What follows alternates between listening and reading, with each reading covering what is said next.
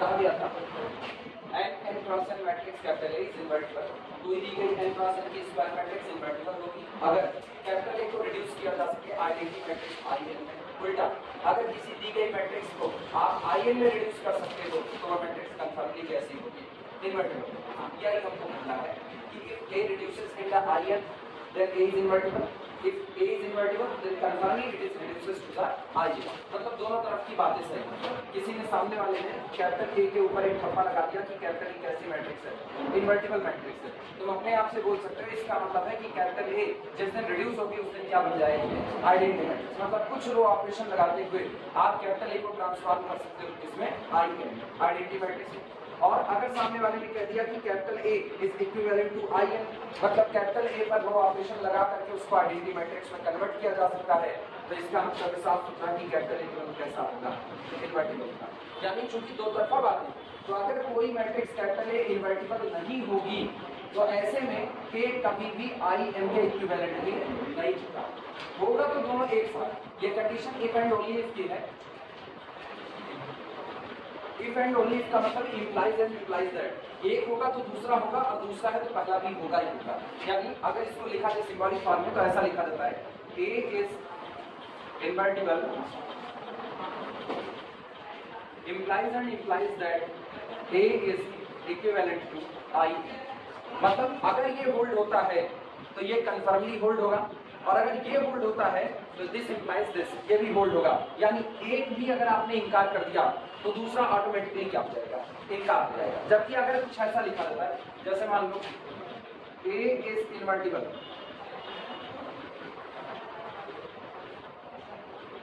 A is invertible, this implies that A is of L by Q। अभी हमने matrix को कैसा कह दिया? इनवर्टिबल। इनवर्टिबल कह दिया तो एक बात है कि मैट्रिक्स कैसी रहेगी? स्क्वायर मैट्रिक्स रहेगी। लेकिन अगर मैट्रिक्स स्क्वायर मैट्रिक्स है तो इनवर्टिबल हुई है कोई जरूरी नहीं है। यानी अगर मैट्रिक्स स्क्वायर ना हुई, ये अगर है तो ये होगा ही होगा, लेकिन अगर ये नहीं है तो ये कभी भी नहीं हो सकता। कोई मैट्रिक्स अगर स्क्वायर ना बनी क्या उसको इनवर्टिबल कह पाओगे? कभी नहीं कह पाओगे। यानी इसका ना होना इसके ना होने की गारंटी, इसका होना इसके होने की गारंटी, लेकिन इसका होना इसके होने की गारंटी नहीं हो सकती। तीन चीजें बोले हैं। पहली बात सुनना, वापस दोहरा, ये अगर है तो ये होगा ही कंफर्मली। आप कह सकते हो इनके होने से इनके होने की गारंटी मिलती है, ये नहीं है तो इसके नहीं होने की गारंटी मिलती है। अगर कैपिटल ए स्क्वायर मैट्रिक्स नहीं है तो गारंटी है उसका इनवर्स एग्जिस्ट नहीं करेगा। गारंटी इसके इसके होने से इसके होने की गारंटी नहीं हो सकती। थर्ड बात है, इसके होने से इसके होने की गारंटी नहीं दी जा सकती, लेकिन इसके ना होने से इसके ना होने की गारंटी दी जा सकती। सोचो, ना की गारंटी है, हाँ की गारंटी नहीं है। ये अगर है तो ये होगा, ये कोई जरूरी नहीं है, लेकिन अगर ये नहीं है तो ये भी नहीं हो सकता। कंफर्म हुई बात है। लेकिन अगर हमने कह दिया कि this implies and implies this, मतलब ये है तो ये होगा, ये है तो ये होगा, ये नहीं है तो ये भी नहीं होगा। और कैपिटल ए इनवर्टिबल नहीं है, कैपिटल ए इनवर्टिबल नहीं है तो क्या वो स्क्वायर नहीं होगा? ये स्क्वायर की बात थोड़ी नहीं, ये स्क्वायर की बात नहीं किया। ये एक बात कह रहा है अगर ये इनवर्टिबल है तो वो आइडेंटिटी में रिड्यूस किया जा सकता है। अगर आइडेंटिटी में रिड्यूस किया जा सकता है तो कैपिटल ए क्या होगा? इनवर्टिबल। और अभी हम क्या बोले? अभी हम ये बोल रहे हैं अगर हमने कह दिया कैपिटल ए इज इनवर्टिबल या capital A is non invertible, ये हम गारंटी दे रहे हैं capital A is non invertible, तो क्या कहोगे? Capital A is not a square matrix, हो भी सकती है और नहीं भी हो सकती है। क्लियर हुई ये बात? ये मेन है इस सिंबल का समझना। इंप्लाइज एंड इंप्लाइज दैट का मतलब होता है एक के होने से दूसरे के होने की गारंटी है और दूसरे के होने से पहले के होने की गारंटी है। मतलब दोनों आएंगे तो साथ साथ और जाएंगे तब पर भी साथ साथ। लेकिन अगर केवल और केवल इंप्लाइज दैट है, ये होगा तो ये होगा, ये है तो ये होगा होगा, ये है तो इसके होने की गारंटी हो भी सकती है और नहीं भी, मतलब मे बी का केस मिलेगा। लेकिन अगर ये नहीं है तो ये कभी भी नहीं होगा। ना होने की गारंटी देगा, होने की गारंटी नहीं दे सकता। क्लियर मेरी बात? ये थोड़ा सा शुरुआत में कंफ्यूजिंग लगता है, ये कैसे हो रहा है, लेकिन धीमे धीमे धीमे धीमे ओवर द पीरियड ये चीज है ना, जब आप एक दो एग्जांपल उठाओगे देखोगे अच्छा दूसरे वाले स्टेटमेंट में देखो एक इसका स्टेटमेंट एक कोई और स्टेटमेंट देख लो उनका आप जैसे एक स्टेटमेंट उसमें सेट थ्योरी में देख लो, अगर आप सेट थ्योरी पे करें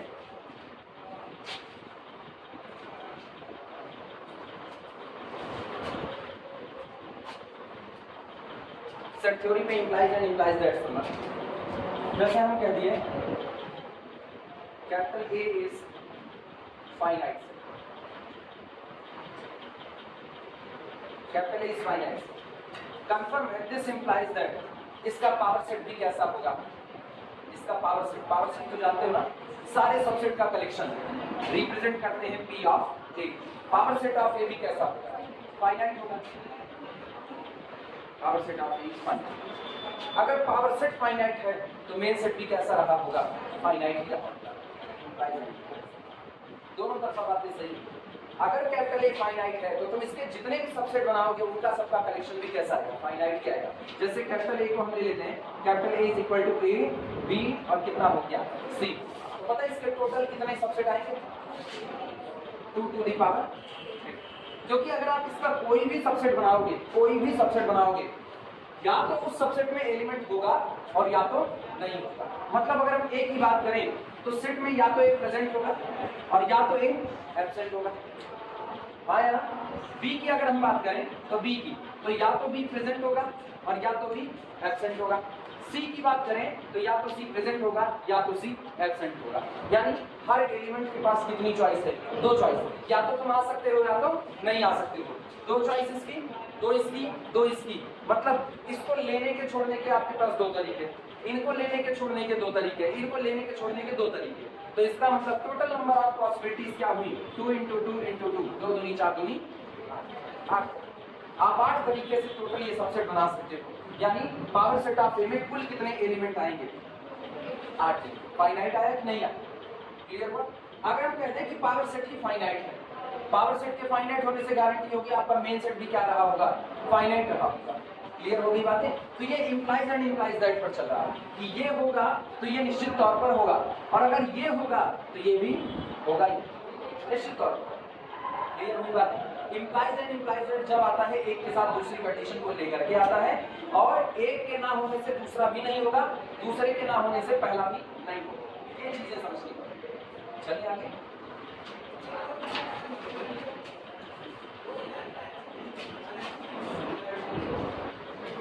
एक तरफा बात करें, एक तरफा कोई फंक्शन कॉन्टिन्यूअस है, सिंगलटन की बात कर लो, जैसे हम कहें f इज कॉन्टिन्यूअस,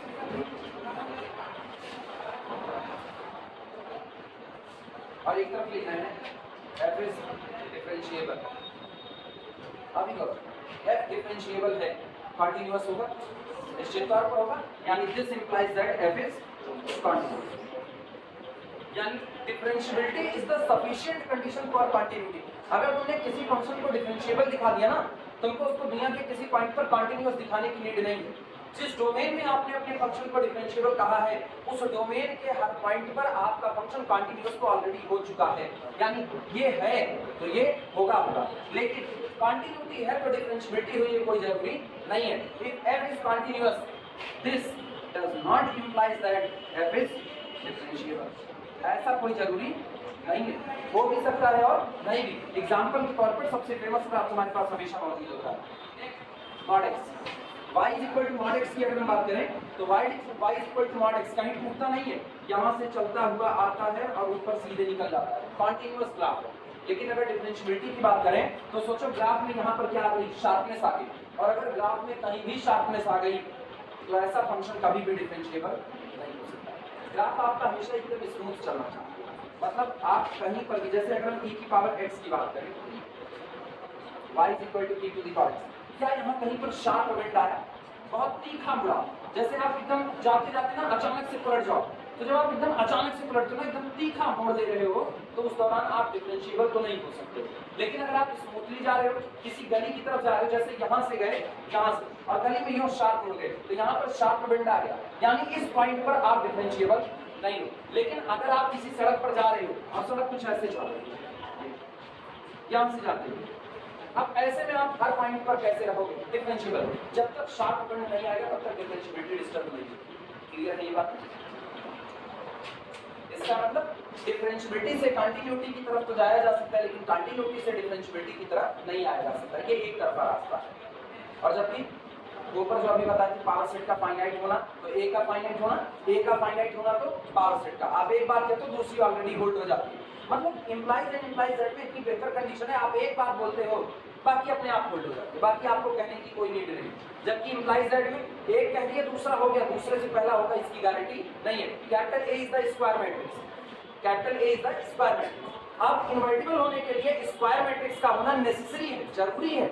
अगर आपकी मैट्रिक्स स्क्वायर ही नहीं होगी तो क्या आप उसका इनवर्स निकालने जाओगे? नहीं। तो पहली जरूरत है मैट्रिक्स का क्या होना? स्क्वायर होना। अगर स्क्वायर हो गई अब आप चेक करोगे भैया इनवर्टिबल हो या नहीं हो, तो वो नेसेसरी है लेकिन सफिशिएंट नहीं है। लेकिन अगर मैट्रिक्स इनवर्टिबल है तो पर्याप्त है, वो क्या रही होगी? स्क्वायर रही। कंफर्म?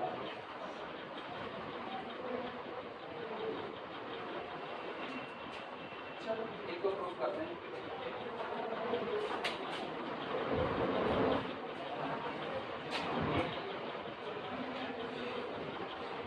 प्रूफ कितना है इसका?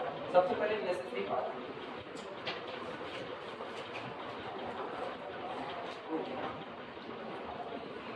नेसेसरी पार्ट नॉर्मल फॉर्म निकालना आया था, नॉर्मल फॉर्म आप निकाल सकते हो ना, बहुत आसान है नॉर्मल फॉर्म निकालना। रो कॉलम दोनों ऑपरेशन यूज करो, काम एक है, लीडिंग इंटीग्रल पता करो, नीचे और बगल में क्या करते जाओ, जीरो करते चले जाओ, और जो मर्जी रो ऑपरेशन लगाओ तो रो ऑपरेशन सही होना चाहिए और कॉलम ऑपरेशन भी सही होना चाहिए। दरअसल नेसेसरी पार्ट भी लेना। अच्छा, कंडीशन इज नेसेसरी। कंडीशन क्या है? अगर मैट्रिक्स इनवर्टिबल है तो ए को इक्विवेलेंट होना पड़ेगा किसके? आई ए। तो ये कंडीशन है आपकी। अगर कैपिटल ए इनवर्टिबल बनना चाहता है तो उसके ऊपर शर्त लगा दी गई है कि अगर कैपिटल ए इनवर्टिबल बनेगा तो निश्चित तौर पे उसको आइडेंटिटी मैट्रिक्स के इक्विवेलेंट होना पड़ेगा। तो कंडीशन को नेसेसरी दिखाना है, मतलब हम मान करके चलेंगे माना दी गई मैट्रिक्स कैपिटल ए कैसी है? इनवर्टिबल है, और हम दिखाएंगे अगर कैपिटल ए इनवर्टिबल है तो आप कैपिटल ए को आइडेंटिटी में रिड्यूस कर सकते हो। अगर ऐसा है तो आप कर सकते हो। Late capital A is n cross n invertible matrix. कुछ भी और लिखने से पहले अपने अपने दिमाग से सोचो इस बात को जो आप कहने चाहते हैं।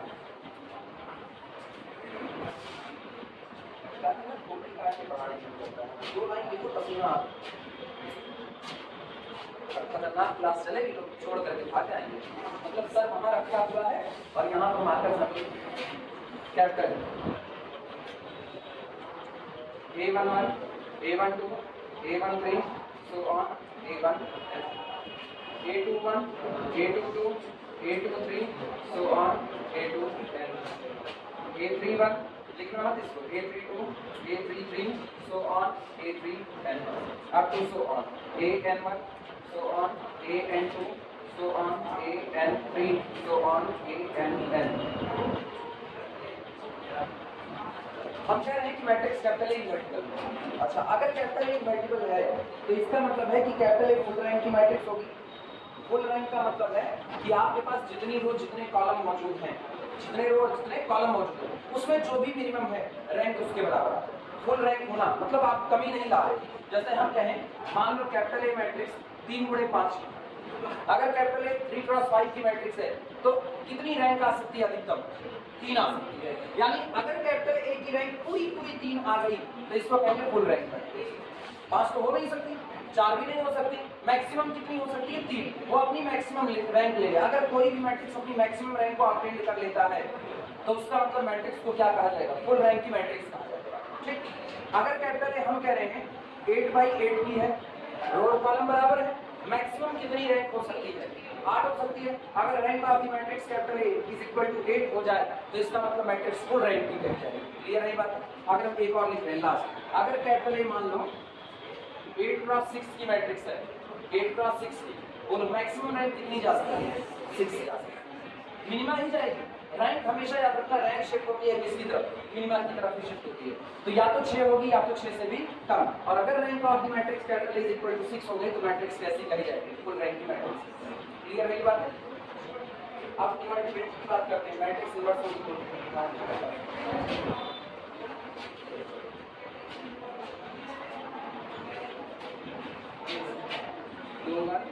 T2, T3 और T1, T2 और T3 और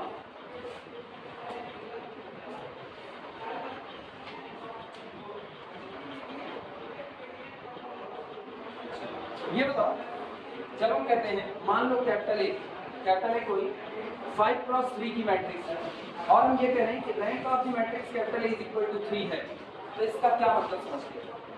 rank of the matrix capital A is equal to 3 है, तो इसका क्या मतलब? इसमें कम से कम 3x3 का एक माइनर ऐसा जरूर होगा जो कि नॉन जीरो होगा। याद आई बात है?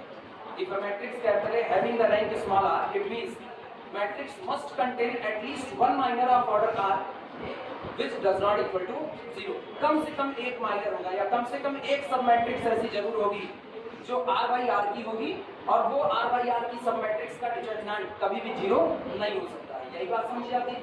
तो अगर मैट्रिक्स कैपिटल ए की रैंक 3 है तो इसका मतलब इसमें 3/3 की एक माइनर ऐसी जरूर होगी जो कैसी बनी रहेगी? does not equal to 0। ऐसा does not equal to 0 बना। अब ये बताओ, हम कह रहे हैं कैपिटल ए n/n की है, कैपिटल n/n और n/n की होने के साथ हमने लिख दिया इस इन्वर्टिबल मैट्रिक्स। अगर इन्वर्टिबल है तो इन्वर्टिबल मैट्रिक्स को जब आप इक्लान फॉर्म में ट्राई करोगे, इक्लान फॉर्म में लेकर के आओगे, तो इन्वर्टिबल मैट्रिक्स का डिटरमिनेंट क्या कभी 0 हो सकता है? सोच के बताओ, इन्वर्टिबल मैट्रिक्स का डिटरमिनेंट क्या कभी 0 होता है? नहीं होता। यानी determinant of A does not equal to कितना? कितने बाई कितने की सब मैट्रिक्स नॉन जीरो हुई? कितने बाई कितने की सब मैट्रिक्स का डिटरमिनेंट नॉन जीरो हुआ? n/n का। यानी कंफर्म है अगर मैट्रिक्स आपकी इन्वर्टिबल हो गई तो ऐसे में rank of the matrix capital A is equal to कितनी होगी? पहले ये बताओ, ये बातें सबको समझ में आ रही है कि नहीं आ रही? वापस हम डेफिनेशन दोहरा रहे हैं। हम लोग रैंक की डेफिनेशन पढ़े हुए थे कि अगर कोई मैट्रिक्स m/n की दी गई है और m/n की मैट्रिक्स की रैंक स्मॉल r कही गई, तो मैट्रिक्स के अंदर में आपको r/r का एक माइनर जरूर मिलेगा जो नॉन जीरो होगा। कंफर्म में मिलेगा। हम कह रहे हैं कैपिटल ए कैसी है? इन्वर्टिबल। अगर कैपिटल ए इन्वर्टिबल है तो जाहिर सी बात है हम जानते हैं किसी भी इन्वर्टिबल मैट्रिक्स का डिटरमिनेंट क्या होता है? Non zero. तो कैपिटल ए का डिटरमिनेंट क्या होगा? Non zero. कैपिटल ए कितने बाई कितने की है? n/n की। मतलब n/n का डिटरमिनेंट क्या हो गया? Non zero. और जैसे n/n का डिटरमिनेंट नॉन जीरो हुआ तुरंत तय हो गया रैंक कितनी बन जाएगी? n। क्लियर है बात? अब यहाँ से जोड़ना लिखना कुछ होगा अभी केवल समझो। इसका मतलब हमको दो बातें मिली। Let capital A is invertible matrix. This implies that the determinant of A is does not equal to कितना हो गया? 0। और determinant of A non-zero हो गया। Since capital A is n/n, capital A कैसा? n/n और n/n का determinant क्या हुआ? non-zero. This implies that the rank of the matrix capital A is equal to कितना? सहमत हो इस बात से? और अगर इसकी रैंक n हो गई तो इसका मतलब एक और बात है, this implies that echelon form of capital A have total कितनी लीडिंग एंट्री रखेगा? n leading entry. जितनी रैंक होती है उतनी ही लीडिंग एंट्री आपके पास होगी और लीडिंग एंट्री को हम लोग पाइवट भी तो बोल सकते हैं। तो इसका मतलब अगर कैपिटल ए n/n की है और rank of A is equal to n हो गया तो this implies that echelon form of capital A have total n pivot. Total n pivot. कितनी रो है आपके पास? n रो। इसका मतलब हर रो में कितना पाइवट चढ़ेगा? एक, क्योंकि एक रो में दो पाइवट तो हो नहीं सकता। जब एक रो में दो पाइवट नहीं हो सकता, दिमाग चलाना, टोटल n रो है, एक रो में दो से ज्यादा एक रो में एक से ज्यादा पाइवट नहीं हो सकते, एक ही लीडिंग एंट्री आपको मिलेगी। तो इसका मतलब है पहली लीडिंग एंट्री कहाँ होगी? पहली रो में। दूसरी लीडिंग एंट्री कहाँ होगी? सेकंड रो में। थर्ड लीडिंग एंट्री कहाँ होगी? थर्ड रो में। चौथी कहाँ होगी? चौथे में। और nth लीडिंग एंट्री कहाँ पर होगी? n में। इतनी बातें क्लियर है? इसका मतलब echelon form of capital A have total n pivot, ठीक, and one pivot in each row, one pivot in each row. और हर रो में कितनी पाइवट रखेगा? एक पाइवट। लेकिन अब याद करो पाइवट पाने की शर्त क्या हो? पाइवट आपको सीरियसली एकदम एक सीरियल से नहीं मिलता था। अगर आपको पहला पाइवट मिला तो अगला पाइवट उसके लेफ्ट या राइट? Right side. अगर आपको यहाँ पहला पाइवट मिलेगा तो अगला पाइवट आपको कहाँ मिलेगा, राइट। अच्छा गौर करो, मान लो यहाँ तुमको पाइवट ना मिलता, कभी ना मिलता, चाहे जो ऑपरेशन लगाते पाइवट ना मिलता, तो पाइवट कहाँ मिलता, ये बगल वाले पर। लेकिन जैसे बगल वाले पर पाइवट मिलता, अब क्या इस कॉलम में कोई पाइवट आता, नहीं आता। इसका मतलब टोटल n कॉलम में से एक कॉलम तो ऑटोमेटिकली कम हो गया, एक कॉलम कम। अब कितने पाइवट अधिकतम मिल पाते, n-1। गड़बड़ी आ गई कि नहीं, जबकि आपको मिलने कितने हैं, n मिलने हैं। इसका मतलब कोई भी कॉलम कोई भी रो, ये बात याद रखना, जब आप किसी एक रो को पाइवट दे रहे होते हो, एक कॉलम कोई ऑटोमेटिकली पाइवट हो जाता है। जब आप किसी रो को पाइवट दे रहे होते हो या वहां पर कोई रो पाइवट ले रही होती है, तो एक कॉलम ऑटोमेटिकली पाइवटेड हो जाता है। यानी पाइवट रो और कॉलम दोनों जगह साइड साथ साथ आता है। अच्छा ये बताओ, कोई एलिमेंट कहाँ बैठता है, कोई एलिमेंट कहाँ बैठता है, सेल में। सेल किससे बनती है, रो और कॉलम को मिला करके। आप पोजीशन कैसे बताते हो, first row second column, third row fourth column, fourth row sixth column, ऐसे ही तो बताते हो।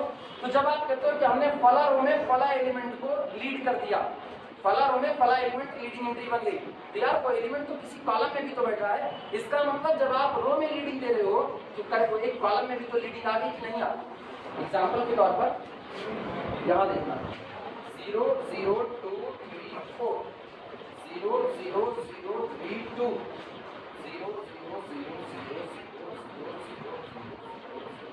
अभी बोलना, क्या पहली रो के पास पाइवट है, पहली रो के पास, लेकिन जिस दौरान आप पहली रो को पाइवट दे रहे हो उस दौरान एक कॉलम ऑटोमेटिकली पाइवट ले चुका है, कौन सा, थर्ड कॉलम। यानी फर्स्ट रो थर्ड कॉलम में पाइवट आ चुका है, कंफर्म हुआ। ये तय हो गया कि जब आप एक रो को पाइवट दे रहे हो तो ऑटोमेटिकली एक कॉलम पाइवटेड हो जाएगा। लेकिन क्या जब आप पहली रो को पाइवट दे रहे हो तो पहला कॉलम ही पाइवटेड होगा, ये कोई जरूरी है, सामने नजर आ रहा है एग्जाम्पल। ऐसा हो भी सकता है कि आपने पहली रो को पाइवट दिया तो पहले कॉलम में पाइवट आया, दूसरी रो को पाइवट दिया तो दूसरे में आया, थर्ड रो को दिया तो थर्ड में आया, ऐसा हो सकता है। लेकिन ये भी तो पॉसिबल, सामने ये इक्लान फॉर्म है कि नहीं, मानते हो इक्लान फॉर्म, और मेरे ख्याल से न्यूमेरिकल को सॉल्व करने में ऐसे मिल भी चुके हैं हम लोगों को। तो इसका मतलब जब हम पहली रो में देख रहे हैं कि पहली रो में पाइवट है कि नहीं, और पहली रो में पाइवट मिला तो पहले कॉलम में पाइवट मिले ये कोई जरूरी नहीं है, किसी एक कॉलम में होगा जरूर। अब पहले कॉलम में होगा या तीसरे में होगा या चौथे में होगा, जैसा न्यूमेरिकल होगा वैसा पता चलेगा। लेकिन एक बात तय है, whenever one row becomes pivoted it means one column automatically becomes pivoted। जब एक रो पाइवट बन रही होगी उस दौरान एक कॉलम ऑटोमेटिकली पाइवट बन जाएगा। ऐसा क्यों हो रहा है, रीजन साफ है, क्योंकि एलिमेंट बैठता क्या है, सेल में। सेल बनती किससे है, रो से और कॉलम से। तो जब आप रो में पाइवट दे रहे हो तो कॉलम तो ऑटोमेटिकली पाइवट होगा ही होगा, कंफर्म है ये बात है, इसमें किसी को कोई डाउट तो नहीं है। अब यहाँ इस विषय में टोटल कितने पाइवट आपको चाहिए, n चाहिए। टोटल रो कितनी है और टोटल कॉलम कितने हैं, n। मतलब हर रो हर कॉलम पाइवट होगा। भाई आप n गिनो, n पहली रो को पाइवट देने जाओगे, हम कहें जिस वक्त एक रो पाइवट होगी एक कॉलम ऑटोमेटिकली पाइवट होगा, हाँ या ना। तो इसका मतलब आप अगर पहली रो को पाइवट देने जा रहे हो तो कोई ना कोई एक कॉलम, पहले की बात नहीं, कोई ना कोई एक कॉलम कंफर्मली पाइवटेड हो जाएगा, मानते हो। आप दूसरी रो को पाइवट देने जा रहे हो तो कोई ना कोई एक कॉलम फिर से पाइवट हो जाएगा। आप तीसरी रो को पाइवट देने जा रहे हो, कोई ना कोई एक कॉलम फिर से पाइवट हो जाएगा। आप लास्ट की nth रो को पाइवट देने जा रहे हो, कोई ना कोई एक कॉलम फिर से पाइवट हो जाएगा। यानी जितनी रो पाइवटेड होगी उतना ही कॉलम पाइवट होगा। ये बात समझ में आई, पहले तो इतनी बात दिमाग में बैठाओ, क्लियर हुई ये बातें। अब ये बताओ, इसमें जरा पाइवट भरने की कोशिश करो। जब आप n रो और n कॉलम इकट्ठे पाइवट कर रहे हो ना, एक ही रास्ता है कि सारे पाइवट कहाँ बैठे हैं, और कोई रास्ता हो ही नहीं सकता। चलो डायगोनल से हटा करके देखो, मान लो ये पाइवट ना हो तो कौन होगा, बगल वाला। और जैसे ये पाइवट होगा अगला पाइवट जो तुमको मिलेगा वो इसके नीचे कहीं नहीं मिलेगा, वो कहाँ मिलेगा, बगल में। यानी पहला पाइवट दूसरा पाइवट, अगला कहाँ मिलेगा, बगल में, तीसरा अगला उसके बगल में। लेकिन एक छूट गया कि नहीं, तो अधिकतम कितने जा पाओगे, n-1। आपको कितने चाहिए, n चाहिए, तो n चाहिए तो मेरे पास एक ही रास्ता बचता है कि पाइवट कहाँ पर मिले। पहला यहाँ मिले तो दूसरा कहाँ मिले, यहाँ मिले, और तीसरा कहाँ मिले, यहाँ। अच्छा अगर चौथा खिसक के यहाँ मिल गया तो फिर एक छूट गया कि नहीं छूट गया, तो हर बार दिक्कतें होगी। इसका मतलब सही रास्ता क्या है कि सारे पाइवट आए और सब कहाँ पर आए, डायगोनल पर। इसके अलावा कोई और रास्ता नहीं है जहाँ आप n/n की मैट्रिक्स में n पाइवट पा जाओ। अगर आपने डायगोनल से एक पाइवट की भी पोजीशन खिसकाई तो इसका मतलब आपको पाइवट जो मिलेंगे वो n से कम मिलेंगे, n के बराबर तो नहीं मिलेंगे। क्लियर है ये बात। अब आना यहाँ पर देखो echelon form of the capital A have total n pivot and 1 pivot in each, और हर रो में एक पाइवट। इसका मतलब है अगर आपको n पाइवट चाहिए, it means every pivot must present on the diagonal. हाँ या ना, सारे पाइवट कहाँ मौजूद होने चाहिए? डायगोनल। और जब सारे पाइवट डायगोनल पर आ गए तो क्या इक्लान फॉर्म तैयार हो गया? बोलो, इक्लान फॉर्म तैयार हो गया। और एक बार इक्लान फॉर्म तैयार हो गया तो जरा रिड्यूस्ड इक्लान जा करके देखो, रिड्यूस्ड इक्लान। अब सोच के बताना, ये पाइवट हो गया तो इसके नीचे क्या रहेगा? जीरो। अब दे रहे ठीक, ये कौन हो गया? पाइवट। तो पाइवट के नीचे कौन रहेगा? जीरो। यहाँ पर सारे हो गए जीरो। एक बार समझो, फिर अभी दिखाते हैं। अब कि ये पाइवट होगा तो इसके नीचे सारे कैसे हो जाएंगे? जीरो। और इस तरीके से चलते चलते ये पाइवट होगा, इसके नीचे कुछ है ही नहीं। कंफर्म हुआ? ये तो इक्लान फॉर्म हो गया। क्या ये तुमको एक अपर ट्रायंगुलर मैट्रिक्स नजर आ रही है? नजर आई? और अगर ये अपर ट्रायंगुलर मैट्रिक्स है तो अभी डायगोनल पर जो एंट्री बैठी हुई है वो नॉन जीरो है, क्योंकि जीरो तो पाइवट बन नहीं सकता, हर एक एंट्री नॉन जीरो है। अब एक काम करो, V में से डायगोनल के ऊपर रिड्यूस्ड इक्लान में क्या होता है? पाइवट के नीचे जीरो और पाइवट के ऊपर जीरो। तो ऊपर वाले को भी क्या एप्रोप्रिएट रो ऑपरेशन से जीरो बना सकते हो? बना सकते हो। अच्छा, अगर हम कहते हैं नॉर्मल फॉर्म में बदल दो तो बहुत आसान हो जाएगा। नॉर्मल फॉर्म में तो रो और कॉलम दोनों लगा देंगे। अच्छा, कॉलम ऑपरेशन लगाओ तो यहाँ पर A11 से डिवाइड करो, कितना बन गया? 1 बना। क्लियर है? और A12 का मल्टीप्लाई करके घटा तो ये कितना बना? कितना? फिर से वापस बात बहुत धीमे धीमे सुनो। A11 से यहाँ पर डिवाइड करो, कितना बना? देखिए ये बन गया, यहाँ सब क्या हो जाएगा? सब जगह पर हो गया। अब ये बताना, इसमें A12 अपॉन A11 पूरी की पूरी पहली रो में A11 से डिवाइड लगा, और अगर और आसान करना है तो पूरे पहले कॉलम में A11 से डिवाइड लगा दे, बच गए। देखो फर्स्ट कॉलम में A11 से डिवाइड लगा, क्या यहाँ पर 1 नजर आया? अब पहले कॉलम में A12 का मल्टीप्लाई करो, यहाँ से घटाओ, ये कितना हो जाएगा? इसमें किसका मल्टीप्लाई है? A13, इससे घटाएं कितना हो जाएगा? 0। इस तरीके से यहाँ A11 से मल्टीप्लाई करके घटा दें कितना? 0 1 0 0। अब सेम प्रोसेस क्या यहाँ पर किया जा सकता है कि नहीं? इसको किससे डिवाइड लगाएं? इस पूरे कॉलम को A22 से डिवाइड लगाओ, कितना बना? 1। और इस तरह से प्रोसेस करते करते ये 0 ये 0, अगला ये 0 ये 0, लास्ट में इसको 8 यहाँ पर। और ये बताओ डायगोनल पर क्या नजर आया? डायगोनल पर 1, और डायगोनल के ऊपर और नीचे कौन सी मैट्रिक्स? Identity matrix. कब रिड्यूस कर पाए? कब रिड्यूस कर पाए? जब कैपिटल ए कैसा था? इन्वर्टिबल था। मतलब आ गई कंडीशन तो कंडीशन इज नेसेसरी। कंफर्म हुई बात? इसीलिए कहा जाता है कि अगर कोई मैट्रिक्स इन्वर्टिबल है तो निश्चित तौर पर आप उस मैट्रिक्स को आइडेंटिटी मैट्रिक्स में रिड्यूस कर सकते हो, कोई आपको रोक नहीं सकता। क्लियर नहीं बात है? आप लिख सकते हैं। समझ में आया कैसे हुआ?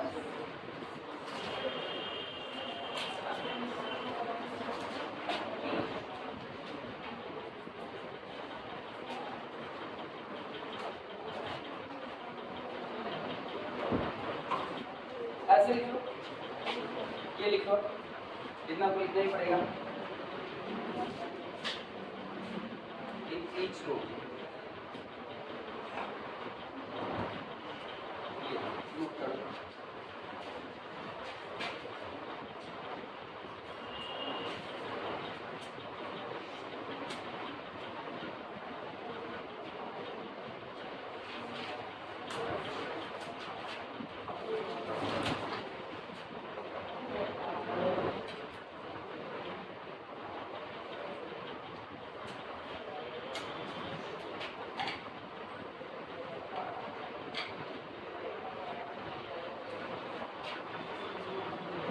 कॉलम से अगर समझोगे ना बहुत आसानी से समझ आता है, रो से थोड़ी सी मुश्किल होती है, कॉलम में और आसान होता है। तुम लोग ऐसे लिखो, समझ आता है तो फिर से करना।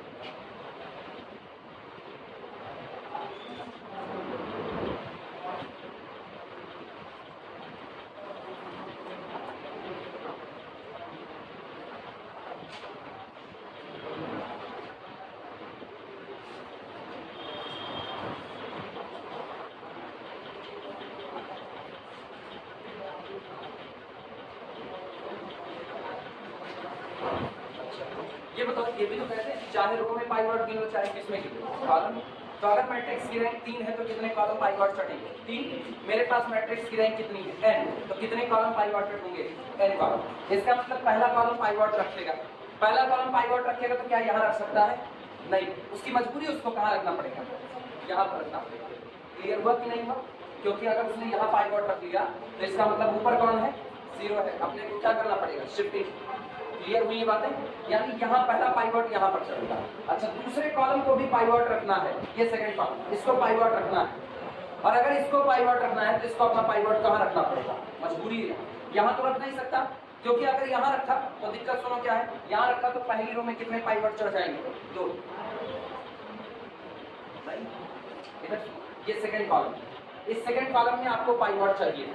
अगर हम यहाँ पर पाइवट दे देते हैं तो ये ठीक है, ये लॉजिक तो पूरा हुआ, अगला पाइवट उसके राइट में आया। लेकिन क्या एक रो में 2 पाइवट हो सकती है? पाइवट कौन होता है? Left most non zero entry, left most non zero entry, यही तो पाइवट होता है। जब आप इसको left most non zero entry बना दिए तो ये पाइवट बन गया। क्या अब ये लीड कर सकता है? अब तो ये लेफ्ट मोस्ट नहीं रह गया ना, तो इसका मतलब ये पाइवट होने वाला नहीं है। तो अगला पाइवट सेकंड कॉलम में कहां पर चढ़ेगा? यहीं पर। क्लियर हुआ? अब थर्ड कॉलम को पाइवट करना है। क्या थर्ड कॉलम में यहाँ पाइवट दे सकते हो? नहीं। क्यों? Left most.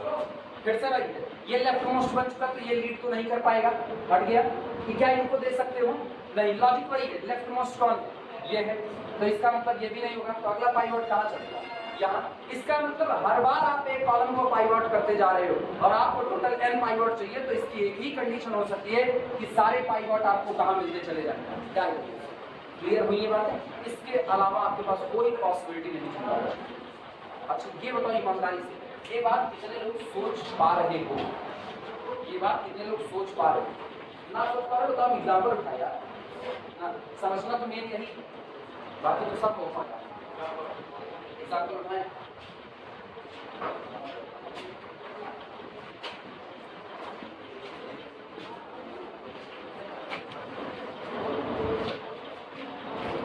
इक्लान फॉर्म बना रहे हैं और सारे इक्लान फॉर्म बनाएंगे और सारे स्क्वायर मैट्रिक्स के 3x3 का बनाए, 3x3 का।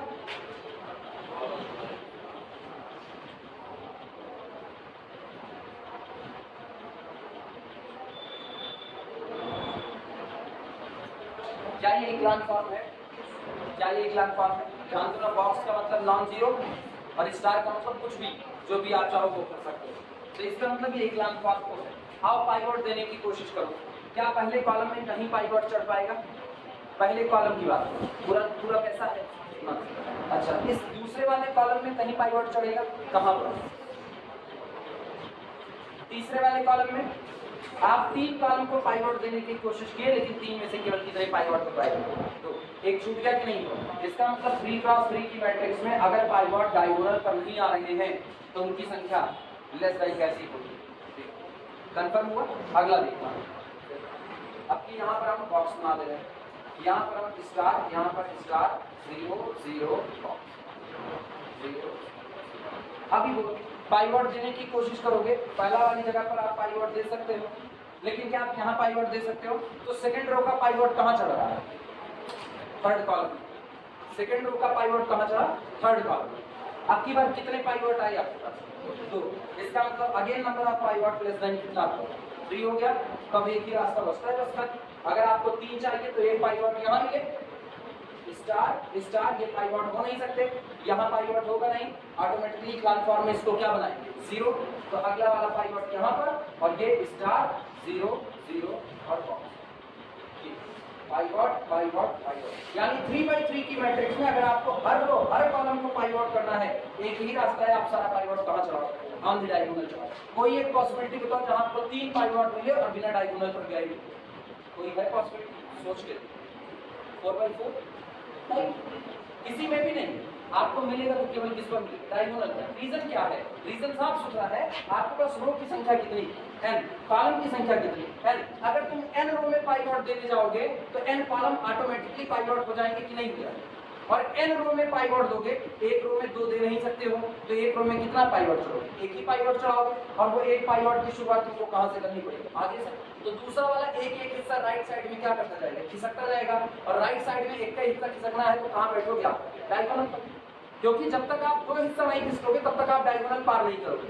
भाई एक हिस्सा छोड़ दो तो देखो दूसरे हिस्से पर आप आएंगे, तब आप डायगोनल सेट, लेकिन जैसे तुमने इसको छोड़ दिया, इस कॉलम में तो कोई पाइवट कभी आएगा नहीं, तो सोचो कितने कॉलम थे, 3, और आप पाइवट दे किसमें पाओगे, 2 में, इसका मतलब कई रो पाइवट होगी, 2, और देना किसमें है, तो इसका मतलब एक ही रास्ता है, सारे पाइवट कहां प्रेजेंट हो जाएंगे, ऑन द डायगोनल।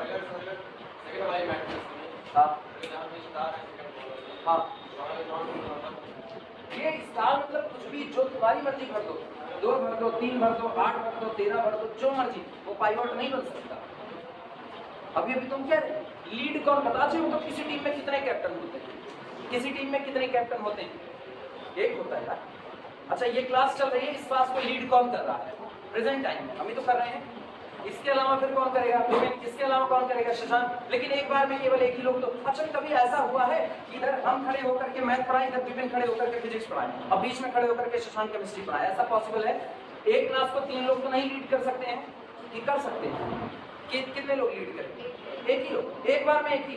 तुमको भी अपने टूल, हमारे कुल मिला के मेरे ख्याल से 3 3 6 3 9 पेपर है तुम्हारे पास, नहीं 9 का है, तुम लोग सेमेस्टर वाइज हो यार, भूल गए।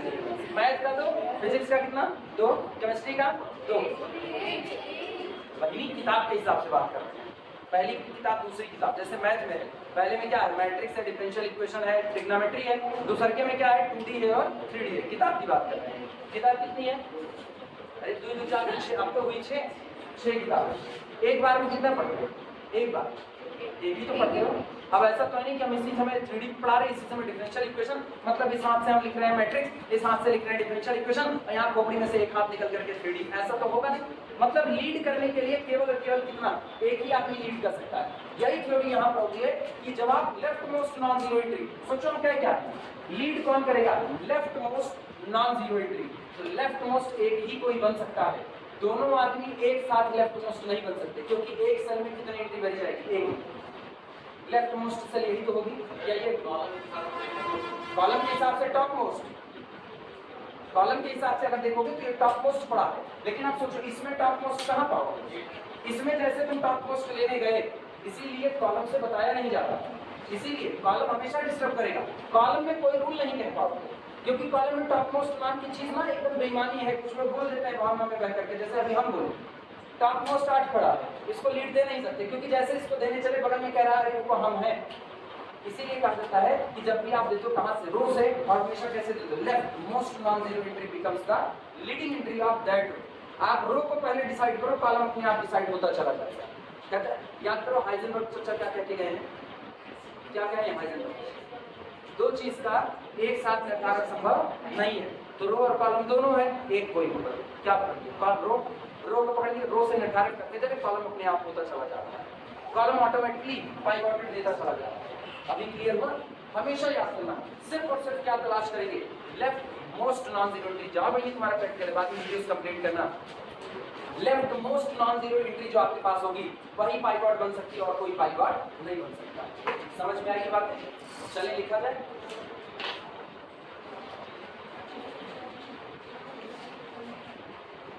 तो हम हमेशा विशुद्ध एनालिसिस का पार्ट होती है, आप इसमें भाग नहीं सकते, बड़ी कैमरा इसकी है।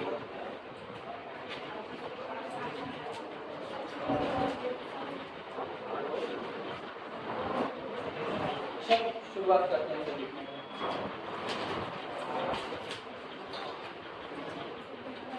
लिखना है। अच्छा सुनो, लैंग्वेज बोल रहे हैं, लैंग्वेज लिखना, बोले form row reduce echelon form row reduce echelon form language है, form row reduce echelon for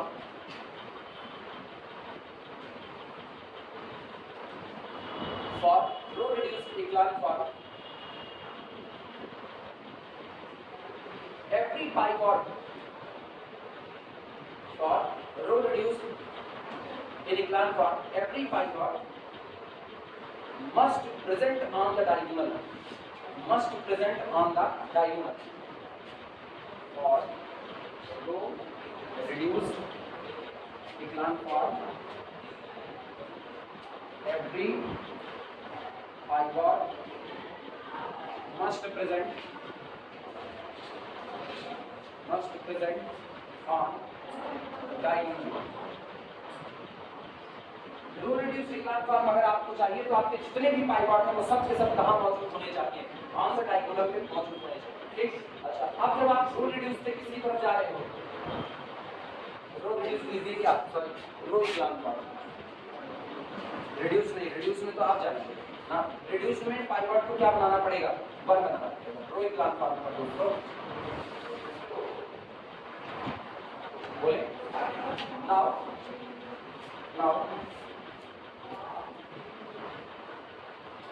for row reduced echelon form, now for row reduced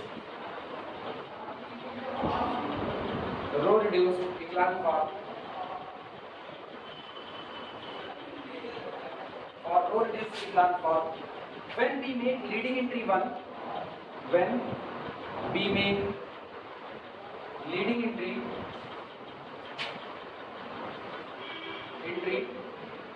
1, और ऐसे में जब रो रिड्यूस्ड इक्लान फॉर्म को फाइंड आउट करने के लिए हम लोग लीडिंग एंट्री को क्या बना रहे होंगे, 1 बना रहे होंगे। When we make leading entry 1, then these 1, अच्छा ये बताओ सारे पाइवट आपने कहाँ रखे, डायगोनल पर। तो जब आप सारे पाइवट को 1 बना दोगे तो वो भी कहाँ मौजूद होंगे, डायगोनल पर। यानी डायगोनल किससे सज गया, 1 1 1 1 1 से हो गया। When we make leading entry 1, then these 1 present on main diagonal,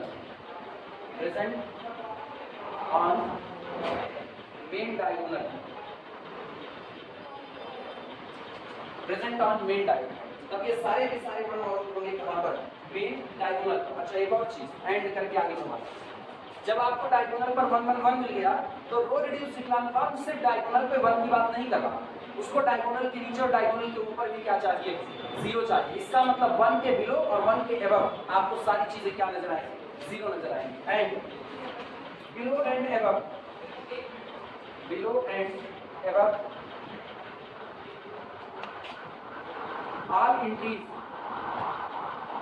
all entries becomes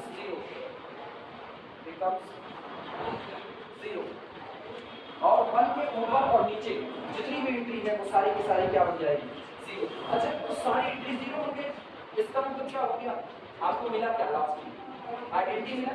यानी this implies that capital A is equivalent to identity matrix I, capital A is equivalent to identity matrix I, condition is necessary. यानी जब जब आप matrix को invertible कहोगे तब तब A reduce हो जाएगा किसमें, आइडेंटिटी मैट्रिक्स I में।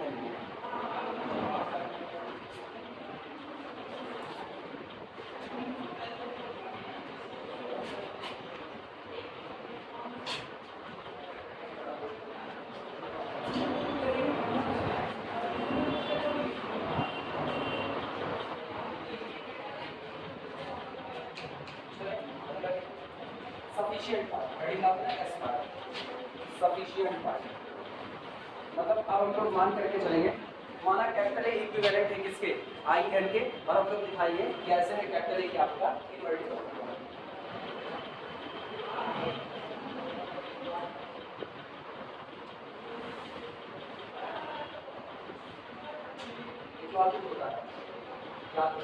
कभी ना आमतौर पर इंटरमीडिएट पढ़ेंगे, लेकिन कभी जहाँ भी उसको करवा देंगे। जब आप दो इन्वर्टिबल मैट्रिक्स का प्रोडक्ट करते हो, result invertible, product of two invertible matrices are always invertible. क्या हमेशा एक्चुअली ये यहाँ पर भी एक होता है रैंक और प्रोडक्ट ए बी, यहाँ पर भी रिजल्ट आता है rank of the product A B, तो वहाँ से ये चीज़ें आती हैं। लेकिन अभी नहीं करवा रहे, पहले ही बताते हैं, अभी नहीं करवा, अभी खाली ना यूनिवर्सिटी के हिसाब से पहले जल्दी जल्दी निकला, तब भी यही याद रखना।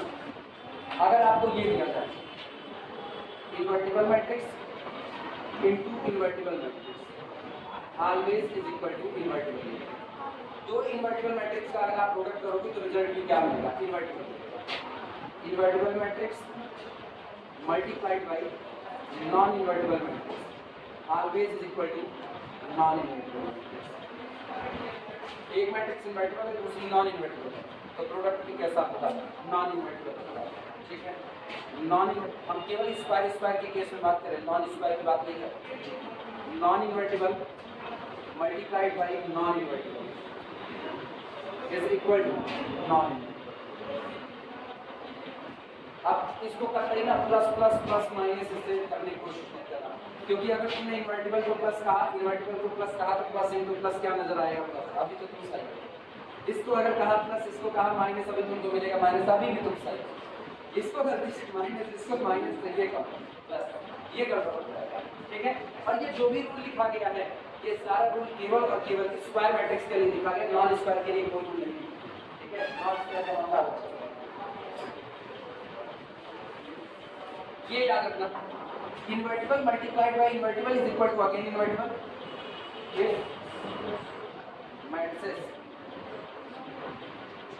Are square matrix.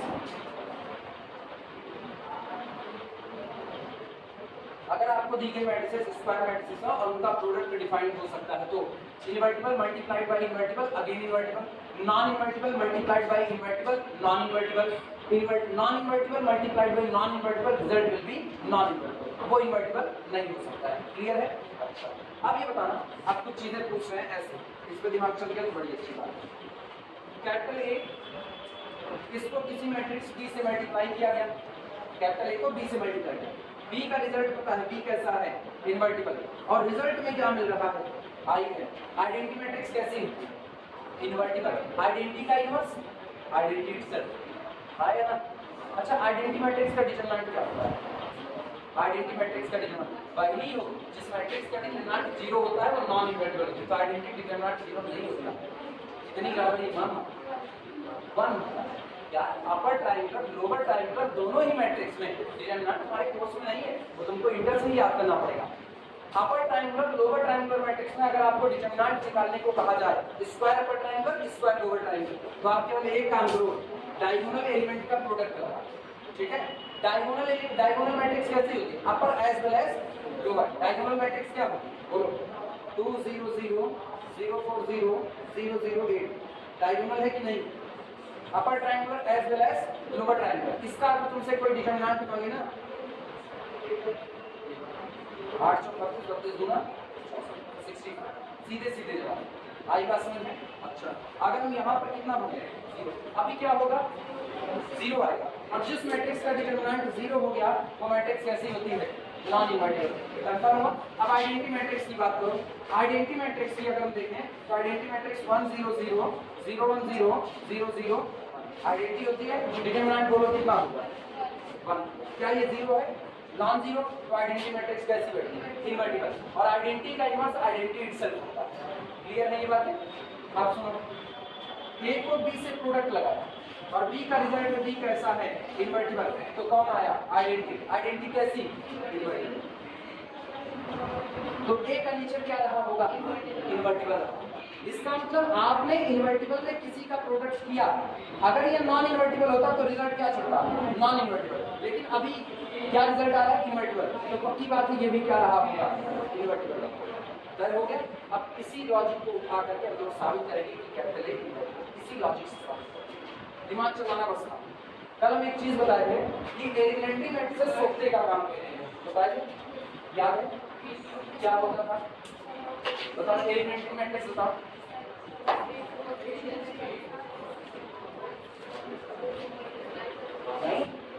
Elementary matrix इसी आइडेंटिटी मैट्रिक्स के ऊपर कितने हुआ? सिंगल एक रो ऑपरेशन अप्लाई कर दो, जो बनेगा वो एलिमेंट्री रो मैट्रिक्स होगी। ठीक, असर क्या आता है? चाहे किसी मैट्रिक्स के ऊपर सीधे रो ऑपरेशन लगा दो और चाहे पहले उस रो ऑपरेशन से एक एलिमेंट्री मैट्रिक्स तैयार कर दो और उसको कैपिटल ए पर किधर से प्रोडक्ट करो? लेफ्ट से। और अगर कॉलम वाला कर रहे हो तो किधर से? राइट से करो।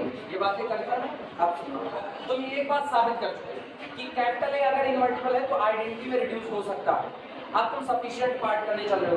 सफिशिएंट पार्ट में तुमने मान लिया, ठीक है, ये तो उसके लिए सफिशिएंट पार्ट में हम लोग मानने वाले हैं कि लेट माना matrix capital A is equivalent to identity matrix I. इसका मतलब हुआ we can operate some row operation on the capital A, then capital A must be reduces in the identity matrix। आप कैपिटल ए पर कुछ रो operation लगाओगे और उस रो operation लगाने के बाद कैपिटल ए पूरी तरह से बदल जाएगा जिसमें आइडेंटिटी। चलो धीमे धीमे बात आगे बढ़ाते हैं। कैपिटल ए मैट्रिक्स में कैपिटल ए पर सबसे पहले एक रो ऑपरेशन लगा। कैपिटल ए पर एक रो ऑपरेशन लगने का मतलब क्या हुआ? कैपिटल ए पर एक रो ऑपरेशन लगने का मतलब क्या हुआ? कैपिटल ए पर लेफ्ट साइड से एक एलिमेंट्री मैट्रिक्स का प्रोडक्ट होगा। आई बात समझ में? कैपिटल ए पर फिर एक रो ऑपरेशन लगाओगे, कैपिटल ए पर नहीं, इस पूरे पर लगाओ। फिर एक रो ऑपरेशन लगाने का मतलब है फिर से क्या हुआ? एक एलिमेंट्री मैट्रिक्स का प्रोडक्ट हुआ। इन पर फिर एक रो ऑपरेशन लगाओगे और इस पर रो ऑपरेशन लगेगा तो इसका मतलब फिर एक एलिमेंट्री मैट्रिक्स का प्रोडक्ट हुआ। इस तरीके से करते करते कुछ रो ऑपरेशन के बाद मान लो ई आर, इतना करने के बाद मुझको क्या मिल जाएगा? समझ में आई बात? आया ना? नहीं? फिर शुरुआत में मैट्रिक्स क्या थी? एक। आपने एक रो ऑपरेशन लगाया, एक रो ऑपरेशन, मैट्रिक्स बदल गई तो वो मैट्रिक्स क्या रही होगी? Even a. सहमत हो इस बात से? अब आप इस पर फिर रो ऑपरेशन लगाओगे, एक रो ऑपरेशन, इस पर एक रो ऑपरेशन लगाने का मतलब है इस पर लेफ्ट साइड से एक एलिमेंट्री मैट्रिक्स का प्रोडक्ट करना है और वो एलिमेंट्री मैट्रिक्स उसी रो ऑपरेशन से बनी। सारी बातें कल दिखा चुके हैं। तो इसका मतलब this is equivalent to E2 E1। सहमत हो? अब की फिर इस पर रो ऑपरेशन लगाओगे, this is equivalent to E3 E2 E1 E। अच्छा, मैट्रिक्स का ऑर्डर कैसा है? फाइनाइट। इनफाइनाइट ऑर्डर का तो है। जब मैट्रिक्स का ऑर्डर फाइनाइट है तो इसका मतलब है कुछ फाइनाइट टाइम्स को ऑपरेशन लगाने के बाद वो पूरी तरह से बदल जाएगी किसमें? आइडेंटिटी। कितने के बाद बदलेगी मुझको नहीं पता, तो हम मानते हैं इस तरीके से काम आगे बढ़ाते बढ़ाते बढ़ाते बढ़ाते एक दिन ऐसा था जब हम 8 रो ऑपरेशन लगा देते हैं तो ER-1 से चलते चलते E3 E2 E1। अब पहले E1 ने ऑपरेट किया, फिर E2 ने किया, फिर E3 ने, फिर E4 ने, इस तरह ER ने किस पर ऑपरेट किया? A पर। और अब ये फाइनली जब A पर ये लोग इतने लोग ऑपरेट करते, जब आखिरी ऑपरेशन लगाओगे तो ये इक्विवेलेंट नहीं, ये बराबर किसके हो जाएगा? अब तो ये बराबर आइडेंटिटी आ गया। सहमत हो इस बात से? अब इनका हाल देखना, कल भी हम बताए थे हर एलिमेंट्री मैट्रिक्स बनती है किससे? आइडेंटिटी मैट्रिक्स से। आया? तो इसका मतलब E1 किससे बना होगा? IN से बना होगा। रो ऑपरेशन लगाने पर रैंक पर कोई असर नहीं पड़ता। आइडेंटिटी की रैंक कितनी होती है? आइडेंटिटी मैट्रिक्स की रैंक n होती है, n फुल रैंक की होगी, इसकी रैंक n है। तो E1 जब ऑपरेट किया तो क्या रैंक बदलेगी? नहीं बदलेगी। इसका मतलब रो ऑपरेशन लगाने के बाद ही बने हुए E1 की रैंक कितनी होगी? n। इसकी भी रैंक कितनी? n। इसकी भी रैंक कितनी? n। सबकी रैंक कितनी?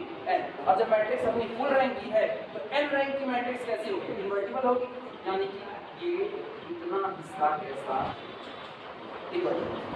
सहमत हो? आइडेंटिटी मैट्रिक्स कैसी? इनवर्टिबल। दो लोग प्रोडक्ट हुए, रिजल्ट में इनवर्टिबल चला, जिसमें से एक इनवर्टिबल था तो पक्का एक क्या रहा होगा? हो गया। इसका मतलब इधर हम देखें तो इधर हमको मिल रहा है invertible into unknown. Unknown is equal to कितना आया? Invertible. This implies that unknown का बिहेवियर कैसा हो गया? इनवर्टिबल। और अननोन कौन था? कैपिटल ए, यानी कैपिटल ए कंफर्मली। क्लियर हुआ? क्या किए थे? A is equivalent to IN, then capital A must be। Proof करें अब लिखा जाए।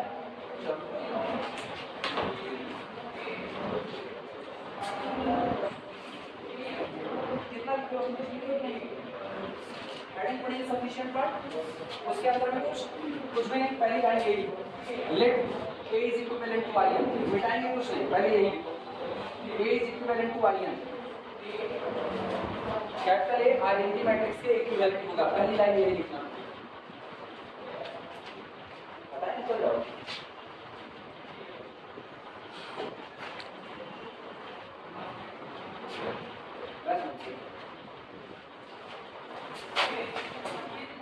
गड़बड़ी नहीं। सफिशिएंट पार्ट पर पहली लाइन ये let capital A is equivalent to the I, पहली लाइन ये सफिशिएंट पार्ट।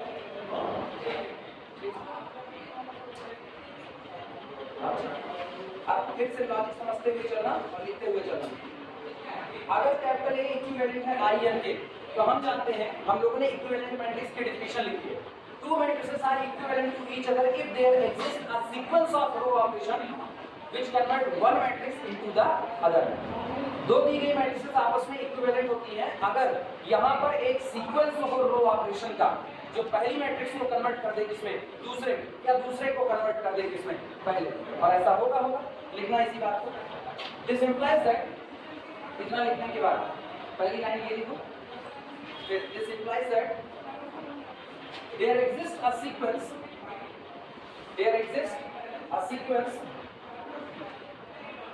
चाहे हम कहें there exists a sequence of row operation और चाहे हम कहें there exists a sequence of eliminatory matrices, बात सेम है कि नहीं, क्योंकि हर रो ऑपरेशन इसको रिप्रेजेंट करता है एक एलिमिनेटरी मैट्रिक्स। याद करो सोखते वाली बात, चाहे तो आप कैपिटल ए पर सीधे सीधे क्या लगा दो, रो ऑपरेशन लगा दो, और चाहे पहले आप रो ऑपरेशन किस पर लगाओ, आइडेंटिटी पर, और क्या बनाओ, एलिमिनेटरी, और बाद में एलिमिनेटरी को कैपिटल ए पर क्या कर दो, मल्टीप्लाई। तो जब आप कैपिटल ए पर, अब वर्डिंग सुनना, जब आप कैपिटल ए पर एक रो ऑपरेशन लगाते हो तो इसका मतलब है आपने कैपिटल ए पर लेफ्ट साइड से एक एलिमिनेटरी मैट्रिक्स का मल्टीप्लाई किया, हाँ या ना। जब आप उस पर दूसरा रो ऑपरेशन लगाते हो तो इसका मतलब आपने दूसरी बार एक एलिमिनेटरी मैट्रिक्स से मल्टीप्लाई किया। तो जितने रो ऑपरेशन लगाओगे उतनी ही मैट्रिक्स लेकर के आ रहे हो कि नहीं लाओगे, यानी there exist a sequence of row operation भी सही है, या there exist a sequence of eliminatory matrices, दोनों बातें सही है। क्लियर है ये, लिखना इस बात को, there exist a sequence of eliminatory matrices, there exist a sequence of elementary matrices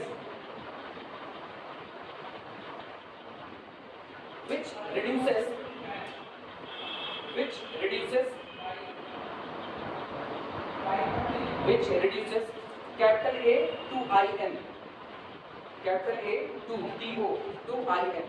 यहाँ एलिमेंट्री मैट्रिसेस का एक सीक्वेंस होगा जो कैपिटल ए को बदल देगा किसमें, आइडेंटिटी मैट्रिक्स IN, ठीक है। दैट इज, अर्थात अब ये सामने लाइन लिखी हुई है, जो लोग नहीं समझे वो लोग वापस, पहले मैट्रिक्स कौन थी, कैपिटल ए, मैंने एक रो ऑपरेशन लगाया, रो ऑपरेशन लगाने का मतलब है कैपिटल ए पर उसी ऑपरेशन से बनी हुई एलिमेंट्री मैट्रिक्स का क्या करेगा, प्रोडक्ट करेगा, ये बदल गई इसमें। अब ये मैट्रिक्स, आप इस मैट्रिक्स पर फिर एक रो ऑपरेशन लगाओ, इस पर एक रो ऑपरेशन लगाने का मतलब है लेफ्ट साइड से क्या करना, एलिमेंट्री मैट्रिक्स का प्रोडक्ट करना, देखो दूसरे का करना। इस पर रो ऑपरेशन लगाने का मतलब है लेफ्ट साइड से क्या करना, एलिमेंट्री मैट्रिक्स का प्रोडक्ट करना। और इस तरह चूंकि मैट्रिक्स फाइनाइट ऑर्डर की है तो कुछ फाइनाइट रो ऑपरेशन कितने होंगे हमको नहीं पता, तो हम मान लेते हैं कितने, R, total R row operation लगाने के बाद कैपिटल ए बदल चुका है इसमें आई, और हर रो ऑपरेशन से क्या बनती है, एक एलिमेंट्री मैट्रिक्स। तो कितने रो ऑपरेशन लगाए, आर, तो कितनी मैट्रिक्स साइंस आता है, are, E1, E2, E3, E4, ER, इतने लोगों को अप्लाई किया कैपिटल ए पर, तो कैपिटल ए बदल गया इसमें आइडेंटिटी मैट्रिक्स आई। अब यहाँ से लेकर के यहाँ तक निकालो, बिल्कुल ऐसे जैसे यहाँ से यहाँ तक।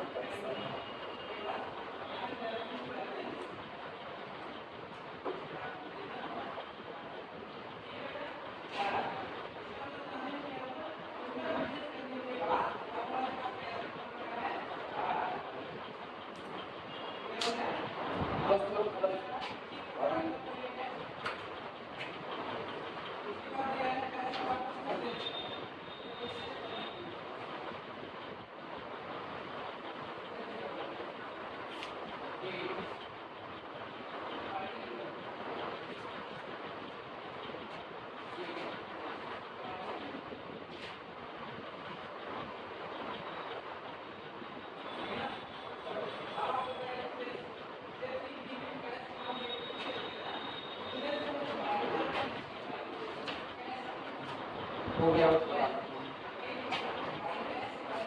और जब लास्ट में ये लिखना, लास्ट में ये लिखना तो ऐसे लिखना, यहाँ पर इस तरह से कर्ली ब्रैकेट की तरह बना करके प्रोडक्ट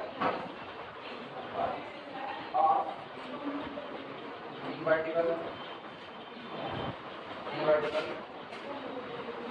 मैट्रिक्स या matrices, product of invertible matrix.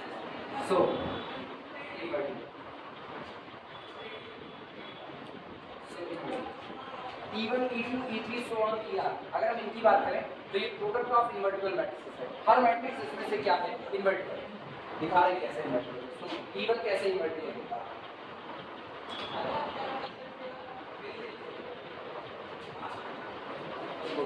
Matrix है इसका डिटरमिनेंट बताओ। आइडेंटिटी मैट्रिक्स का डिटरमिनेंट 1। ट्राइगोनल वाले को आपस में क्या कर दो? प्रोडक्ट। डिटरमिनेंट कितना आया? 1। आओ स्केलिंग लगा दो। स्केलिंग लगाने का मतलब है आप किसी एक रो में किसी एक नंबर से या तो मल्टीप्लाई करोगे या तो डिवाइड करोगे, यही तो होगा। चलो जब पहला रो ऑपरेशन स्केलिंग लगाओगे तो इवन बनेगा कि नहीं बनेगा? चलो हम इवन को बनाते हैं। इवन इज इक्वल टू यहाँ 2 से मल्टीप्लाई करो, 2 से मल्टीप्लाई करोगे तो इवन क्या बनेगा? 1 0 0 0 1 0 0 0 2। क्या अभी डिटरमिनेंट 0 हुआ? क्या अभी डिटरमिनेंट 0 हुआ? नहीं। अभी कितना हो गया? 2 रहा तो नॉन जीरो ना। तो ये आइडेंटिटी इन्वर्टिबल था, तो आइडेंटिटी पर रो ऑपरेशन करके आपने जो बनाया वो भी क्या रहा? Invertible. Because row operation does not affect the rank. Row operation rank को प्रभावित नहीं करते। आइडेंटिटी मैट्रिक्स की रैंक कितनी? 3। तो n बाई n की आइडेंटिटी मैट्रिक्स की रैंक कितनी? n। मानते हो? और आप कोई भी एक रो ऑपरेशन लगाओगे, चाहे आप स्केलिंग लगाओ, चाहे आप इंटरचेंज लगाओ, चाहे आप बोलो अगला लगाओ रिप्लेसमेंट, 3 में से आप कोई भी लगाओ, आइडेंटिटी मैट्रिक्स की रैंक बदलने वाली है नहीं। तो जब आप कोई भी एक रो ऑपरेशन लगा करके इवन बनाओगे, अगर आइडेंटिटी की रैंक n थी तो इवन की भी कितनी है? और अगर n क्रॉस n की मैट्रिक्स की रैंक n है तो वो कैसी रहेगी? इन्वर्टिबल। वो कैसी? इन्वर्टिबल। अभी प्रूफ किया। अगर ये इन्वर्टिबल रही तो इसका मतलब क्या है? इसका determinant of E does not equal to कितना रहेगा? ऐसे भी दिखा सकते हो और 3/3 का लेकर के इस तरीके से दिखा सकते हो। अगला सुनो, स्केलिंग में रैंक नहीं बदली, पता चल गया। आओ इंटरचेंज मारो, इंटरचेंज करो, बोलो क्या करें? किसको कहाँ लेना है? दूसरे को तीसरे पे, तीसरे को दूसरे पे। तो दिस इज इक्विवेलेंट टू 1 0 0 0 9 और 0 0 1 और 0 1 0 हो गया। अगर तुम इसका डिटरमिनेंट निकालो तो इसका डिटरमिनेंट कितना आएगा? 1। और अगर इसमें इंटरचेंज करोगे तो डिटरमिनेंट क्या हो जाएगा? इंटर की बातें याद रखो। इंटर में क्या पढ़ेंगे? डिटरमिनेंट कब बदलता है? डिटरमिनेंट का साइन चेंज होता है अगर आप किसी दो रो को आपस में क्या कर दो? इंटरचेंज कर दो। डिटरमिनेंट न्यूमेरिकली सेम रहेगा लेकिन साइन अपना कैसा कर देगा? अपोजिट। ये बताओ तुमने उसके ऊपर क्या लगाया? इंटरचेंज। इंटरचेंज लगा करके जो इवन बना वो ये बना, लेकिन इसका मतलब डिटरमिनेंट निकालते वक्त भी रो ऊपर नीचे हो गई होगी। तो अगर आइडेंटिटी का डिटरमिनेंट 1 तो इसका क्या बैठेगा? -1। और याद करो डिटरमिनेंट रिप्लेसमेंट लगाने पर डिटरमिनेंट नहीं बदलता। किसी एक रो का मल्टीपल किसी रो में ऐड कर देने पर या सब्सट्रैक्ट कर देने पर डिटरमिनेंट की वैल्यू में कोई चेंज नहीं आता है। यानी आप फिर से अगर रिप्लेसमेंट लगा करके आओगे लेने के लिए, फिर भी आपको डिटरमिनेंट वही मिलेगा, वो बदलेगा नहीं। यानी जो आइडेंटिटी मैट्रिक्स की रैंक होती है वही रैंक इसकी एलिमेंट्री मैट्रिक्स। क्लियर है ये बात है? वैसे ना ज़्यादा अच्छा है तो इसको रो ऑपरेशन से करो। Row operation does not affect the rank. Row operation कभी भी रैंक को प्रभावित नहीं करते हैं। Since identity matrix having the rank n, identity matrix की रैंक कितनी होती है? n होती है। So any elementary matrices must have the rank n। इसलिए एलिमेंट्री मैट्रिक्स की भी रैंक कितनी है? n, क्योंकि वो बनी किससे बनी? आइडेंटिटी से। और किस ऑपरेशन से बनी? रो ऑपरेशन से। तो क्या रैंक में कोई बदलाव आएगा? नहीं, वो सेम है। अच्छा, तो इसका मतलब आइडेंटिटी इन्वर्टिबल है। तो E1 E2 E3 so on ER सारे कैसे invertible? Now product of invertible matrices is also invertible. Clear हुई इतनी बातें? अब सुनना,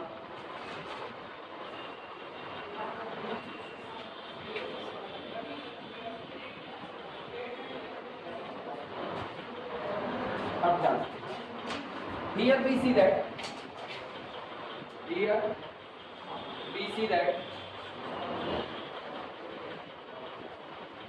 invertible matrix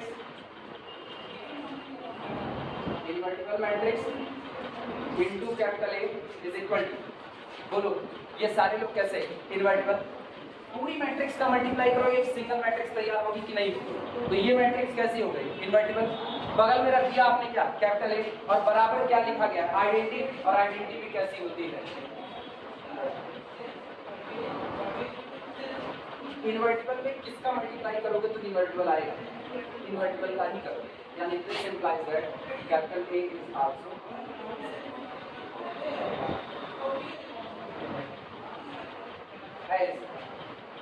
invertible into invertible is equal to, इसलिए अननोन क्वांटिटी भी कंफर्मली क्या होगी इनवर्टिबल। तय हो गया। आप क्या मान के चले, A is equivalent to identity matrix, और मिल क्या गया कैपिटल A इज इनवर्टिबल, मतलब कंडीशन सफिशिएंट। मैट्रिक्स अगर आइडेंटिटी मैट्रिक्स में रिड्यूस हो गई तो तय बात है कैपिटल A क्या बना रहेगा, इनवर्टिबल बना रहेगा। क्लियर है ये बात? अच्छा अब सुनना एक और इतना बात पहले सुन लो, आखिरी बात एक लास्ट में लाइन लिखा in this case any sequence of the elementary row operations that reduces A to In also reduces In to A inverse। जो रो ऑपरेशन सोचो हमने किसको लगाया, E1 को, E2 को, E3 को, ER को, इनको किस पर लगाया, A पर, तो क्या बन गया, अगर हम इनको इसी क्रम में आइडेंटिटी पर लगा दें तो A इनवर्स बन जाएगा। इसी क्रम में लगा दें, कैसे होता है वो भी देख लो, ये गौर करना, जो मिला है उसी को लिख रहे हैं, ER -1 ER-2 सो ऑन चलते चलते E3 E2 E1, ये लोग ऑपरेट कर रहे हैं किस पर, कैपिटल A पर, और बन क्या रहा है आइडेंटिटी मैट्रिक्स। ठीक है, अब तुम एक बात साबित कर चुके हो कैपिटल A क्या है, if capital A is invertible it means A inverse exist, आया ना, और अगर A इनवर्स एग्जिस्ट करता है तो पूरे पर राइट साइड से A इनवर्स का प्रोडक्ट लगाओ प्रोडक्ट A इनवर्स का, जैसे इम्प्लाइज दैट ER-1 से चलते हुए E3 E2 E1 operated on capital A is equal to IN, अब राइट साइड से मल्टीप्लाई कर रहे हैं A inverse into A inverse, आया ना। जब मैट्रिक्स अपने ही इनवर्स से मल्टीप्लाई होती है तो क्या देती है, आइडेंटिटी देती है, यानी कि दिस इंप्लाइज दैट अपने को मिला ER-1 से लेकर के E3 E2 और E1 all these now operated on A into A inverse क्या है IN, और बताओ आइडेंटिटी कहीं भी मल्टीप्लाई होगी इस पर कोई असर नहीं डालेगी, जितना रखा।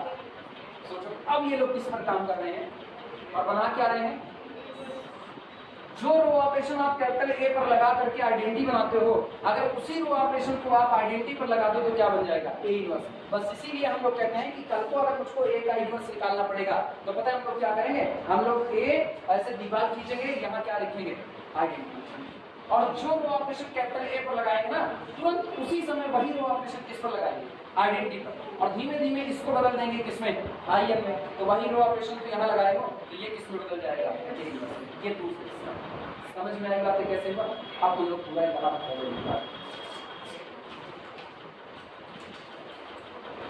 पूरा लिखा नाव करते हुए ना पूरा यहाँ तक लिखा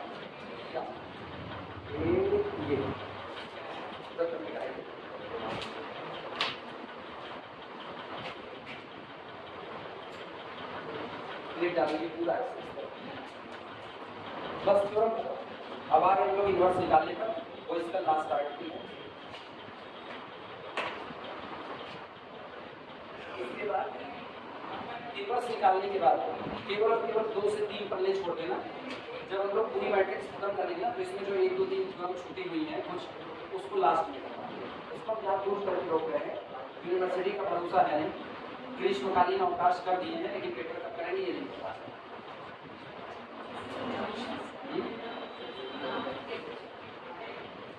हाँ तो खाली तो एक्चुअली ना मेन कैंपस की थी, कॉलेज के अपने ऊपर कॉलेज करेंगे।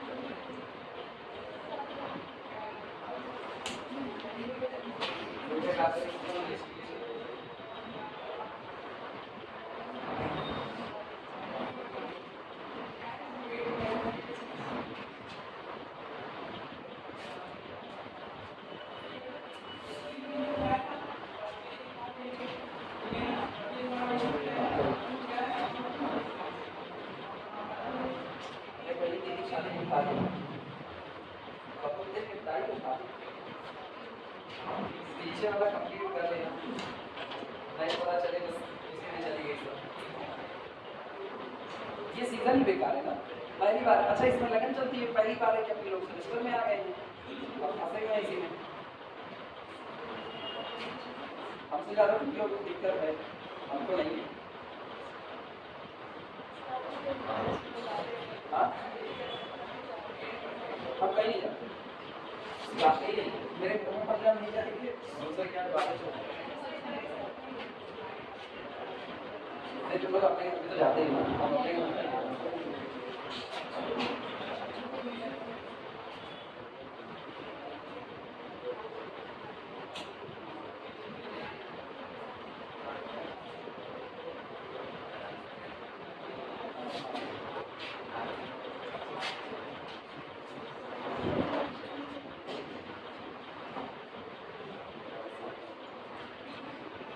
मेरे रिलेटिव में जो है वो लोग कहते हैं भैया दूसरे के नहीं आते, अपने जाओ तो दूसरे में जाओ, हम लोग इनको ज़्यादा चिंता है। अच्छा रिश्तेदार ना खोज खोज करके शब्द रखे रहते हैं, आप कौन से शब्द का तार मारना, उनके लिए उतना बेशरम बनना पड़ता है, जितना वो कहें उतना उनको जवाब दें।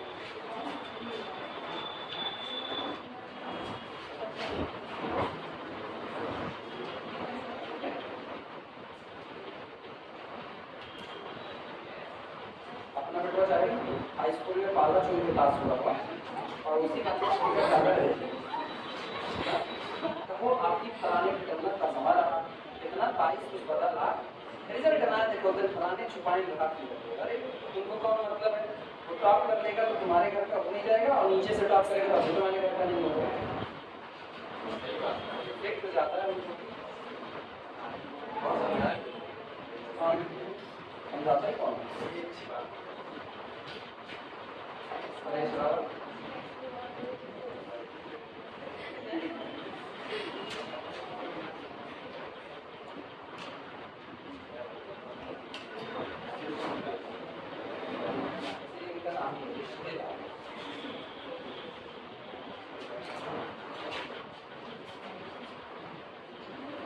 रिश्तेदार मैथ में लिमिट पॉइंट होती है ना, वो आपका इनफाइनाइट पॉइंट कंटेन करते हैं, आप बीच वाली शुरुआत चलो हो गया ये, कहाँ तक पहुंचे यहाँ तक लिख दिए ना, दिस इम्प्लाइज दैट। अब इतने के बाद ना ये वाली लाइन लिखिए, many sequence of similarity row operation that reduces a to in also transform in into a plus, ये पूरा लिख डालना। इतने के बाद ये पूरी लाइन लिख डालना, अब थोड़ा प्रूफ हो चुकी है, हमने सारी बातें दिखा दी। कैपिटल ए इन्वर्टिबल होगा तो आइडेंटिटी में रिड्यूस किया जा सकेगा, आइडेंटिटी में रिड्यूस किया जा सकेगा तो कैपिटल ए इन्वर्टिबल होगा, और जो रो ऑपरेशन कैपिटल ए को आइडेंटिटी में बचेंगे उन्हीं रो ऑपरेशन को आइडेंटिटी में लगाया जाए तो ए इन्वर्स मिल जाएगा। और यही ब्रह्मास्त्र है इन्वर्स को निकालने का।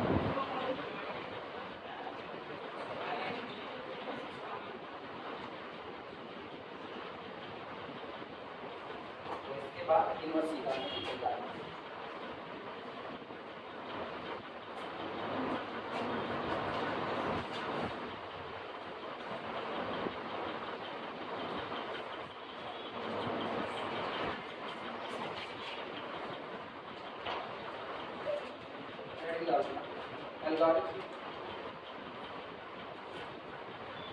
algorithm for finding a inverse, for finding a inverse को निकालने के लिए एल्गोरिथम इसमें लिखिए बी प्लेस हम रखते हैं, B place capital A and identity matrix side by side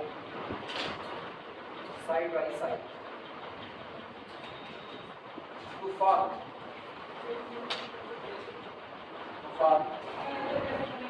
an augmented matrix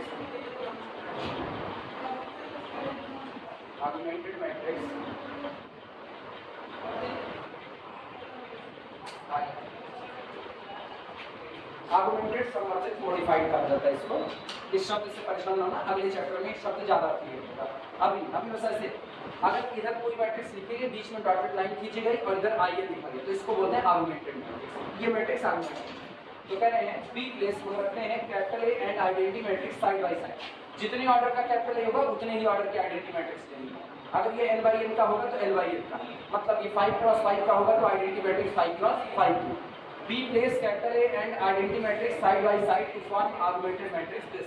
हम ये काम करते हैं कि कैपिटल ए और बगल में आइडेंटिटी मैट्रिक्स रखते हैं। अब now we apply row operation on capital A, reduces it to the in, and same row operation also reduces in into the A. बस यही काम करना है। लिख दो last line. if capital A is row equivalent to I, row equivalent to I, अगर capital A row equivalent हो गया किसके, आइडेंटिटी मैट्रिक्स आई के, यानी कैपिटल ए पर रो ऑपरेशन लगा के क्या बना दिया गया, आइडेंटिटी मैट्रिक्स। देन तब कुछ दौरान पूरी matrix A I N equivalent हो जाएगी। अब गौर रखना, ए आई एन ये किसके इक्विवेलेंट होगी, आपने ए को क्या बना दिया, आई एन बना दिया, तो ये कौन बन जाएगा, this is the algorithm for finding A. हो गया।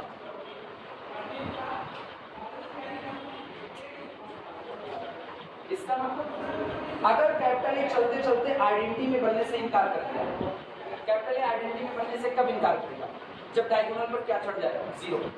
डायगोनल पर जीरो चढ़ते ही अगर आप डायगोनल पर पाइवॉट नहीं बना सकते हो तो इसका मतलब अब आपको डायगोनल पर पाइवॉट मिलने वाला नहीं है, और डायगोनल पर पाइवॉट नहीं मिलेगा तो क्या डायगोनल पर 1 मिलेगा, क्योंकि पाइवॉट को ही तो क्या बनाएंगे, 1 बनाएंगे।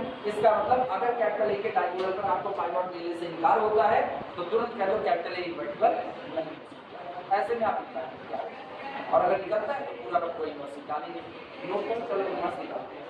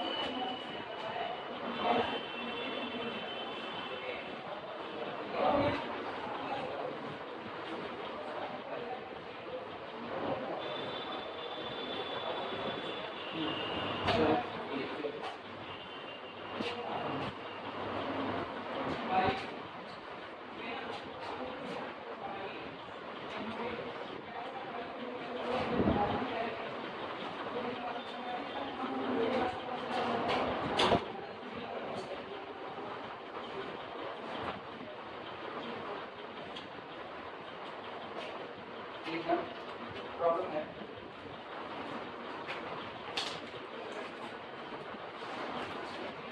find the inverse of the matrix, find the inverse of the matrix, find the inverse of the matrix.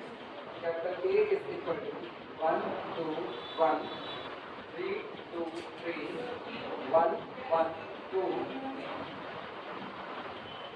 by using row operation, by using row operation। इस मैट्रिक्स का इन्वर्स निकालिए, रो ऑपरेशन का इस्तेमाल कीजिए। आपसे दो तरीके हैं, तुम्हें किताब में बता रहे हैं किताब में कैसा लिखता है, दोनों तरीके से अलग है। हम लोग चाहे ऐसे शुरुआत करें, इधर रखें कैपिटल ए, इधर रखें 3/3 की आइडेंटिटी मैट्रिक्स, और ऐसे साइड बाय साइड ऑपरेशन लगाते चले। ठीक, किताबों में इस तरीके से लिखा मिलेगा। वो क्या करेंगे, वो इधर रखेंगे capital A can be written as I into capital A. चूंकि दो ऑपरेशन लगाए हैं इसलिए लेफ्ट में लिखेंगे। कॉलम लगाना होता तो आइडेंटिटी कहाँ रखें, राइट। अब ये बताओ I3 3x3 की आइडेंटिटी मैट्रिक्स ए में मल्टीप्लाई होगी, कोई फर्क डालेगी नहीं, तो इसका मतलब हम लोगों ने सही लिखा, ए बराबर ए ही तो लिखा गया है, ऐसा नहीं। इस ए पर रो ऑपरेशन अप्लाई करो, जो रो ऑपरेशन इस कैपिटल ए पर अप्लाई करना वही रो ऑपरेशन इस पर अप्लाई करना। यही तो हो रहा है, ऐसा ही तो नजर आया, ए लेफ्ट साइड में और आई राइट साइड में। लो इस पर रो ऑपरेशन अप्लाई करो, वही रो ऑपरेशन इस पर लगाओ। ये इसको कन्वर्ट कर दो किसमें, I3 में। उस दौरान ये जिसमें बदलेगा वो कौन रहा होगा, A इनवर्स रहा होगा। तभी तो A इनवर्स इनटू A बराबर क्या मिलेगा। तो ऐसे भी कर सकते हो, इस तरीके से हम इसी तरीके से करते हैं। ये चलो दोनों नहीं काम करने का तरीका ये है। सॉल्यूशन सीधे सीधे पहले लिखना, capital A dotted line I3 is equal to capital A है 1 2 1 3 2 3 1 1 2। ये डॉटेड लाइन 1 0 0 0 1 0 0 0 1। एक्चुअली इधर दिक्कत ये नहीं होती ना कि आप एक साथ, आप आपको ना भले ये डॉटेड लाइन है, मुझको ये 3/6 की मैट्रिक्स लग रहा है। डॉटेड लाइन को हमने इग्नोर कर दिया और 3/6 की मैट्रिक्स है, तो हम लोग इस पे आराम से रो ऑपरेशन लगा सकते हैं। एक ही बार आपको रो ऑपरेशन लिखना पड़ेगा यहाँ पर, और उसके बाद दोनों पर एक साथ लगा देखना, चेंज करना है। This is equivalent. क्या यहाँ पर ऑलरेडी पाइवट है, ऑलरेडी कितना है 1, उसके नीचे क्या बना दें 0। कैसे बनाए, R2 goes to R2 minus 3 times of R1 और R3 goes to R3 minus कितना R1। अप्लाई करो, कितना होगा, अब पूरे पर अप्लाई करना, एक पर नहीं पूरे पर। ये बदलता है, इसको बदलने दो जैसा देखना 1 2 1 1 0 0 3 के 3 में से 3 0 3 दूनी 6 और 2 में से 6 माइनस 3 1 के 3 में से 3 0। रुकना ना, आगे भी काम करो। 3 1 के 3 0 में से 3 निकालो -3 और बाकी सेम, कोई दिक्कत नहीं। इन पर 1 - 1 0 1 - 2 -2 -1 0 -1 -1 0 0 1 -0। ये बदलना शुरू हो चुका है। बस इसको जो बदलता बदल, इस पे ध्यान देने की नीड ही नहीं, ऑपरेशन लगाते जाओ, ध्यान इस पर। डायगोनल पर 1 मिला, अब अगली बार डायगोनल पर क्या लाना है 1। यहाँ इसको शिफ्ट कर दो, या तो 4 से डिवाइड लगाओ, लेकिन 4 से डिवाइड लगाने पर -4 से डिवाइड लगाने, दिक्कत क्या है, ये फ्रैक्शन में आता है। जब तक हो सकता है तब तक बचे रहो। This is equivalent. क्या करें, R2 goes to R3 and R3 goes to, बाद में माइनस से मल्टीप्लाई करो। अभी तो ऐसे ही चलो 1 2 1 1 0 0। यहाँ क्या हो जाएगा 0 -1 और यहाँ कितना 1। इधर क्लिक करो -1 फिर कितना 0 1, इनको नीचे लाओ 0 -4 फिर कितना 0। अगले वाले में -3 1 0 लिख सकते हैं। अगला काम यहाँ पर किससे मल्टीप्लाई 4 से, हम नीचे वाले में से सबट्रैक्ट कर दें, ये 0 बन जाएगा। तो ये ऑलरेडी भी पाइवट है, दिस इज इक्विवेलेंट टू। ध्यान देना R3 goes to, इस तरीके से R3 goes to R3 minus 4 times of the R। एक और काम ये हमको आइडेंटिटी मैट्रिक्स बनानी है, तो अपने को इसे भी तो 0 करना पड़ेगा। ये वाला लगे हाथ इसको भी निपटा दें। कैसे होगा, यहाँ 2 से मल्टीप्लाई करो, ऊपर वाले में ऐड करो, 0 बन जाएगा। यानी इसी दौरान हम बदल देते हैं R1 goes to, पहले ये निपटा देना फिर R1 को बदलना। R1 goes to R1 plus 2 times of the R, और बदलाव करते हैं। वैसे सीधे बदल दोगे कोई फर्क नहीं, ये तीसरे में है ये पहले में, बदल 1 और 2 1 के 2 और ऐड किया तो कितना 0, 2 1 के 2 ऐड करो 2 1 3, 2 1 के 2 -2 ऊपर ऐड करो -2 + 1 -2 ऊपर कितना 0, 2 1 के 2 ऐड किया तो second row as 0 -1 1 -1 0 1 as it is. इनका हाल देखना, 4 से मल्टीप्लाई करके सब्ट्रैक्ट कर देना तो 0, 4 के 4 -4 सब्ट्रैक्ट किया कितना +4 -4 0, 4 के 4 यहाँ क्या कर रहे हैं ऐड कर रहे हैं सब्ट्रैक्ट कर रहे हैं तो कितना -4 के 4 -4 और उसके बाद नीचे वाले में से क्या करें सब्ट्रैक्ट -4 तो यहाँ कितना आएगा +4 -3 +1, ये 1 ही रहेगा। 4 के 4 सब्ट्रैक्ट सहमत हो? अब ना ये बचा, अब एक काम कोई रास्ता नहीं हो, फ्रैक्शन में ही जाएगा। चलो इतना नोट करो, फ्रैक्शन में जाते जाने नोट करो, इतना नोट करो पहले। फ्रैक्शन में जाएगा और नहीं जाएगा तो बचाएंगे इसी तरीके से। कॉलम ऑपरेशन मत लगाना, वो पहले ही कहा कॉलम ऑपरेशन नहीं लगाना है, ये रो ऑपरेशन। इसीलिए कोई कॉलम लगा करके ये नहीं सोचेगा कि कॉलम लगा करके फ्रैक्शन से बचेगा। नोट करो इतना पहले। किसको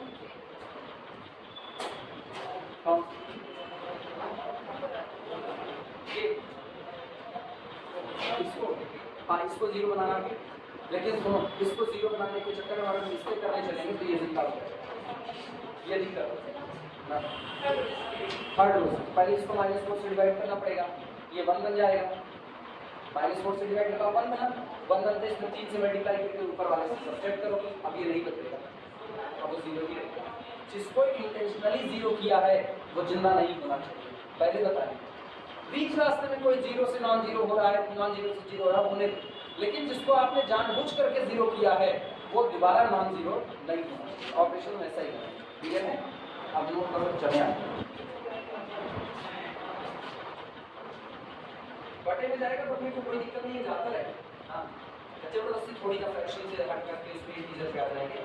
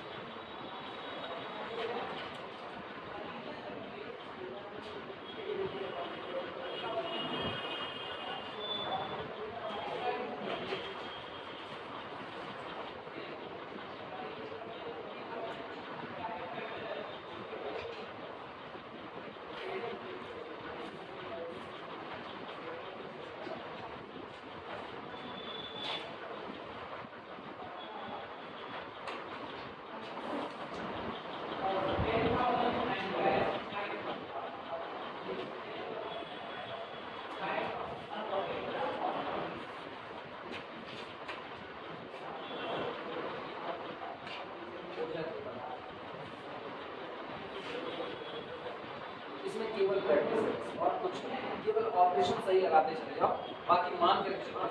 ये एक ऐसी मैथमेटिक्स है, ये हल्के फुल्के अंदाज में करें, लॉजिक की बात नहीं करें, जिसमें थ्योरम आती है लॉजिक लगता है तो ये भारी ऐसे की बात करें। अगर खाली ऊपर सिखा दो ना, छोटे बच्चों को भी सिखा दो तो उसको पता है, उसको खाली ना गोली गोली गोली गोली बनाना, 1 0 1 0 1 इतना ही इसको जैसे देखना। अच्छा अब आओ इसको पहले 1 बना लेते हैं, कैसे बनेगा? -4 से डिवाइड लगा दें, पूरे में -4 से डिवाइड लगा दें, तो ये हो जाएगा R3 goes to R3 divided by -4। पहली और दूसरी रो तो एज इट इज लिख लो, 1 0 3 -1 0 2 0 -1 1, फिर कितना -1 0 1, और ये कितना 0 0 1, फिर अगला -1/4, अगला कितना -1/4, और अगला कितना -4/-4 that is equal to 1।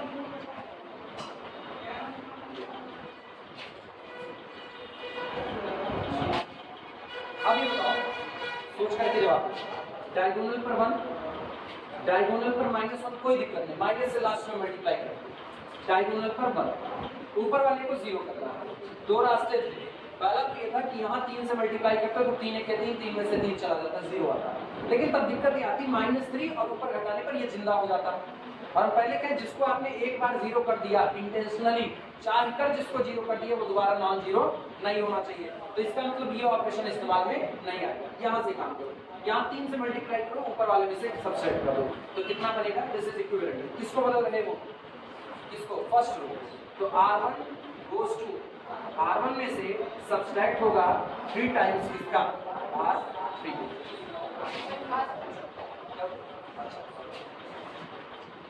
R1 minus 3 times of the R3, कोई कितना आएगा? अब ना सुनो, केवल R1 बदल रहा, इन दो को एज इट इज पहले लिख दिया, दो को लिख दो। अच्छा एक और काम, ये इसको भी निपटा दो, निपट जाएगा ये भी। कैसे? इसको उठाओ सीधे यहाँ से घटा, मतलब R2 goes to R2 minus R3, ये भी हो जाएगा, यानी यहाँ पर and R2 goes to R2 minus R3, केवल R1 और R2 बदलेगा, R3 से ही बदलेगा। तो R3 को पहले पूरा लिखिए, 0 0 1 -1/4, अगला कौन -1/4, फिर अगला कौन 1। चलो आप बताओ, सीधे सीधे बताना, 0 -0 -1 -0 -1 -0, इसमें से इसको हटा 0 लिख दिया, माइनस 1 -1 -1 + 1/4 कितना -3/4, तो यहाँ कितना -3/, जाने दो उसको, फ्रैक्शन हो जाएगा, फ्रैक्शन उसकी हद नहीं है। 0 माइनस माइनस प्लस 1/4, सीधे सीधे बता रहे ना। अच्छा 3 से मल्टीप्लाई काहे करते हैं, ठीक है। 1 - 1 कितना 0। अब यहाँ 3 से मल्टीप्लाई करके ऊपर वाले से बताओ, 3 × 0 कोई फर्क नहीं, 3 × 0 कोई फर्क नहीं, 1 0 और 3 1 के 3, 3 में से 3 गए 0, 1 0। मेरे ख्याल से तुमको धीमे धीमे आइडेंटिटी नजर आनी चाहिए। केवल एक काम करना होगा, ये जो तैयार हो उसका सेकंड रो में माइनस से मल्टीप्लाई, और मेरा इनवर्स बन चुका है, ठीक। यहाँ 3 से मल्टीप्लाई करो, -3/4, ऊपर वाले में से सब्ट्रैक्ट करो, -1 + 3/4, -1 + 3/4 कितना आएगा, -1/4 -1/, फिर अगला हाल देखो, 3 से मल्टीप्लाई -3/4, और ऊपर वाले में से सब्ट्रैक्ट करो, -3/4 माइनस दैट इज +3/4, 3 से मल्टीप्लाई, 3 1 के 3, सब्ट्रैक्ट करो, 2 में से 3 निकालो। आखिरी ऑपरेशन जो चल रहा है पता है, आखिरी ऑपरेशन क्या चल रहा है, दिस इज इक्विवेलेंट। आखिरी ऑपरेशन होगा मेरा R2 goes to -1 ×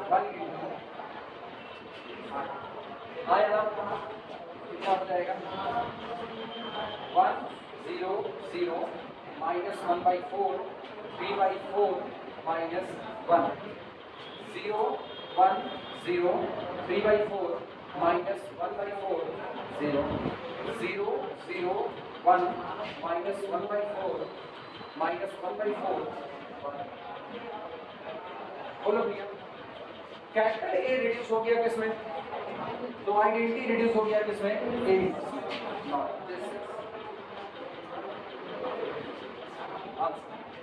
यही होता है दी गई मैट्रिक्स से रो ऑपरेशन का इस्तेमाल करते हुए इनवर्स, नोट कर लो।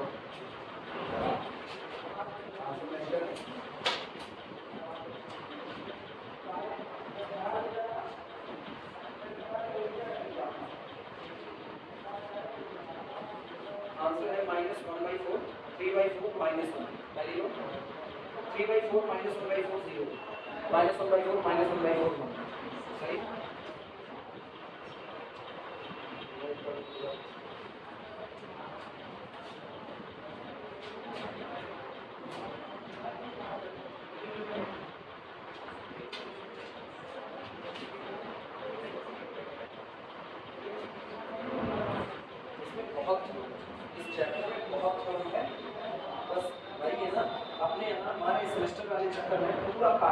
किताब में भी थ्योरम नहीं देखने को मिले, किताब में भी थ्योरम नहीं किया।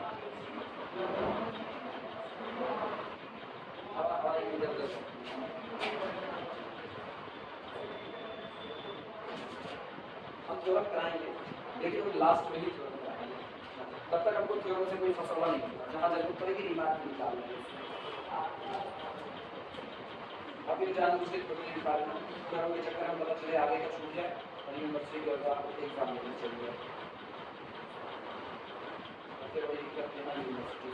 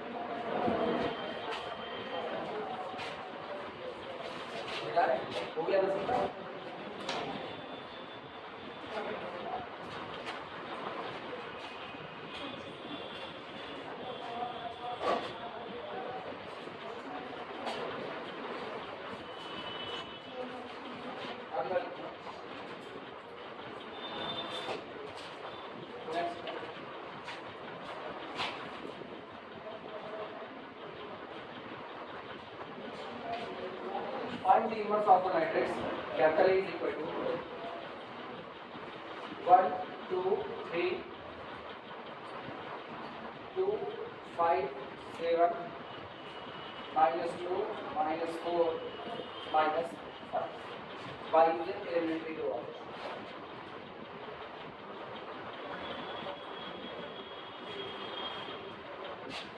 सॉल्यूशन शुरुआत जारी रहो कैसे होने वाली है। सीधे शुरुआत कर रहे हैं, मैट्रिक्स कैपिटल लेंगे और I P is equal to 1 2 3 2 5 7 -2 -4 -5 dotted line 1 0 0 0 1 0 0 0 1 already 1 है, बनना होगा तो पहला काम होता है इसको क्या बनाना, 1 दिस इज इक्विवेलेंट ऑपरेशन को कोई operation R2 goes to R2 minus 2 times of the R1 और फिर R3 goes to R3 plus 2 times of the R1 दो ऑपरेशन।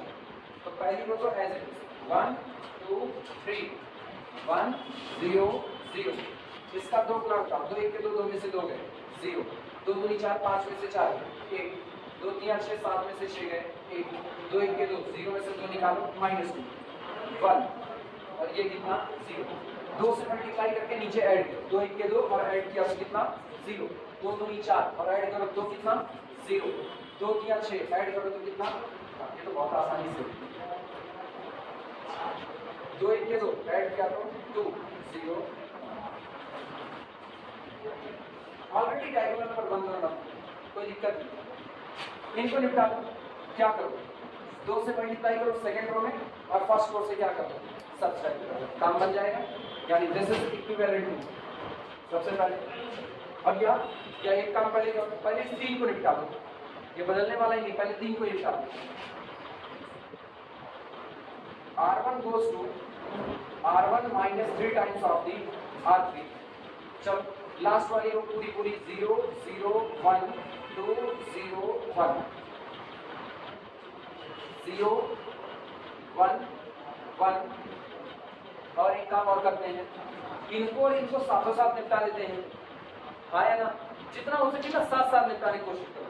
ये पर यहाँ 3 से मल्टीप्लाई करो और ऊपर वाले से घटाओ, ये दोनों 0 है तो क्या ये बदलेगा, नहीं बदलेगा, इसका मतलब ये 0 हो जाएगा। 3 1 के 3 और 3 में से 3 गए 0। अच्छा ये 1 है, ये भी तो 1 है, तो हम एक काम ये भी तो कर सकते हैं R2 minus R3, तो ये भी 0 हो जाएगा, मतलब एक साथ दो लोग 0 हो जाएंगे। तो यहाँ पर and R2 goes to R2 minus R3 इकट्ठे निपटा। तो सेकंड रो को बदल दो, बोलो 0 minus 0 0 1 minus 0 1 1 minus 1 0 और इधर देखना -2 -2 कितना -2 1 minus 0 1 0 minus 1 आया ना। अगले में आप पहला निकालते हैं 1 आज 3 से मल्टीप्लाई करना है 3 into 0 0 कोई फर्क नहीं 1 कोई फर्क नहीं 2 3 1 के 3 3 में से 3 गए 0 बोलना 3 2 6 और 1 में से 6 निकालो -1 0 3 1 के 3 0 -3 एक ऑपरेशन चलो काम हो चुका है, पता है कौन सा, इसको 0 कैसे करो, सेकेंड रो में 2 का मल्टीप्लाई करके ऊपर वाले से सब्ट्रैक्ट कर दो। तो this is equivalent R1 goes to R1 minus 2 times of the R1 0 0 1 2 0 1 0 1 0 minus 4 1 minus 2 और ये तो 1 है, 2 1 के तो 2 में से 2 गए 0 2 0 0 कोई फर्क नहीं 0 यहाँ 2 चौकी 8 -8 ऊपर घटा लेगा तो -5 -8 दैट इज -5 + 8 कितना आया।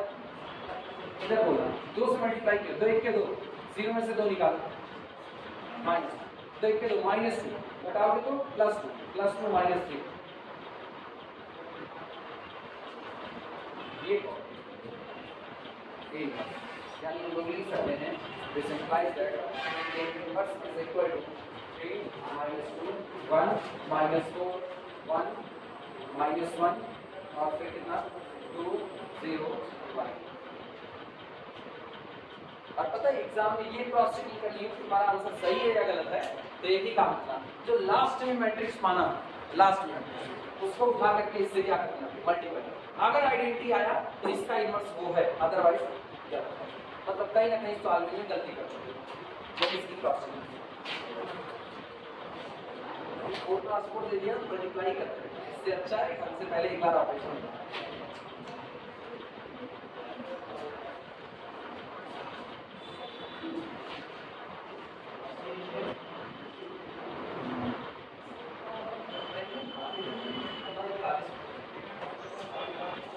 कॉलेज आज कितने बजे टाइम पहुंचना है, 11।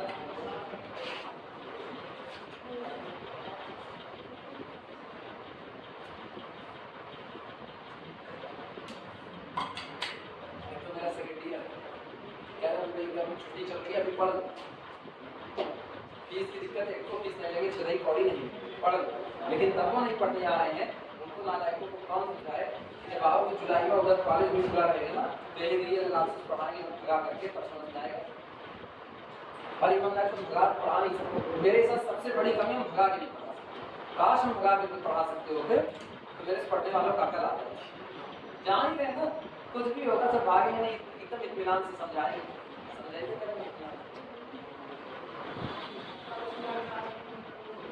एक ही दिन तो केवल भगा करके पढ़ाए थे, एक ही दिन पाली गोयल उनका नाम याद, वो एक ही दिन उनको भगा करके पढ़ाए, हाथ नहीं थी वो महारानी, वही कहीं की सलाह बहुत धीमा पढ़ाते हैं, एक ही चीज़ आप 4 बार बताते हैं, ठीक पर नहीं हमको तेज पढ़ाना आता है भाई, और उसके बाद मैंने शुरुआत की भाई, जितने की वो क्लास थी 1 घंटे में, 1 घंटे की क्लास में हम 2 थ्योरम निपटा दिए, और उसका अपना 6-7 न्यूमेरिकल निपटाए,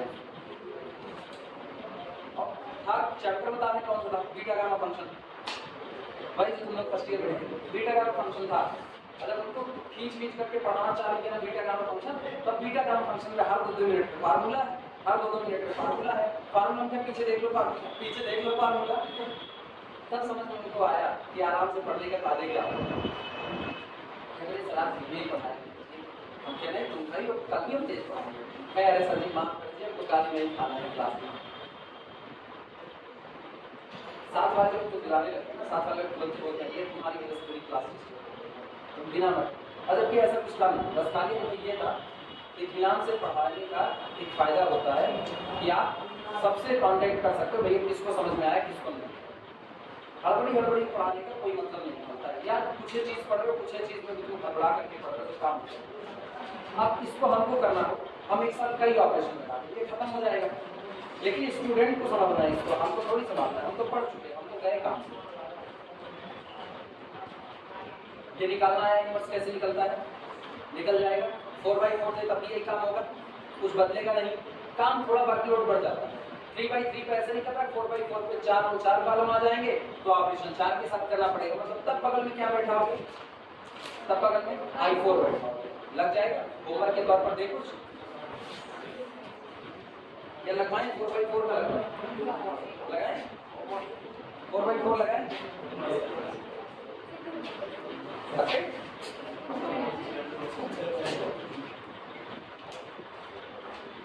अरे 19 न्यूमेरिकल में पूरी एक्सरसाइज है,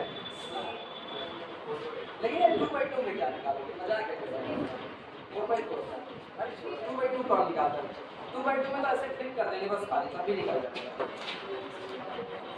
कुछ नोट कर लो बस खाली होमवर्क के तौर पर, 4/4 का नोट कर लो होमवर्क, ये आ रहा है आपका 0 1 2 2 1 1 2 3 2 2 2 3 2 3 3, ये आंसर नहीं बताएंगे, क्रॉस चेकिंग करना, मल्टीप्लाई करना, आंसर नहीं बताना,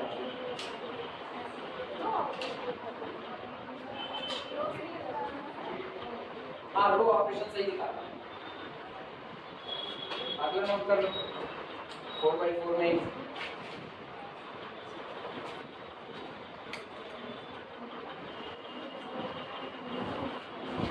-1 -3 घबराना मत, बस ऑपरेशन सही सलामत लगाना, नहीं तो घबरा जाओ इसको देख करके। 3 -1 1 1 -1 0 2 -5 2 -3 -1 1 0 1।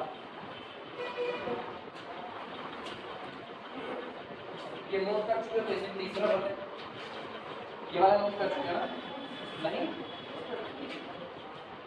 तो इसे तीसरा पर ले लीजिए।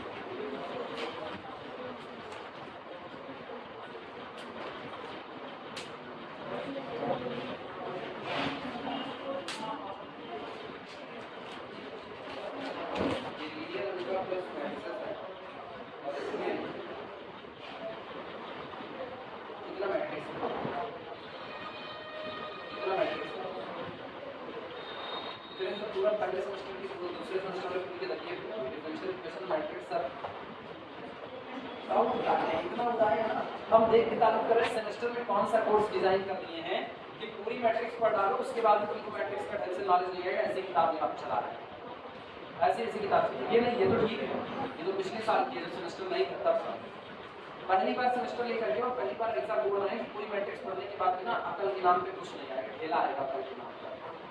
बोले इसकी जगह पे अगला पहली रो लिखना, पहली रो 1 1 2 0, तीसरे में लिखना, थर्ड मैट्रिक्स बनाना 1 1 2 0, थर्ड मैट्रिक्स बन गया।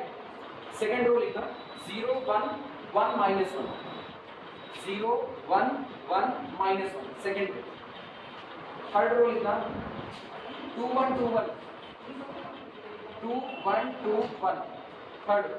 फोर्थ रो 3 -2 1 6 3 -2 1 6 4 by 4, ठीक हो जाएगा। क्रॉस चेकिंग जानते हो कैसे होगी, जो लास्ट में निकल करके आया उसको मेन मैट्रिक्स से क्या करना, मल्टीप्लाई, अगर आइडेंटिटी आया तो एक दूसरे का इनवर्स है, अदरवाइज इनवर्स नहीं है, मतलब लौट करके अपना ऑपरेशन चेक करना, और ऑपरेशन चेक करने पर पा ही जाते तो ठीक है, नहीं पाए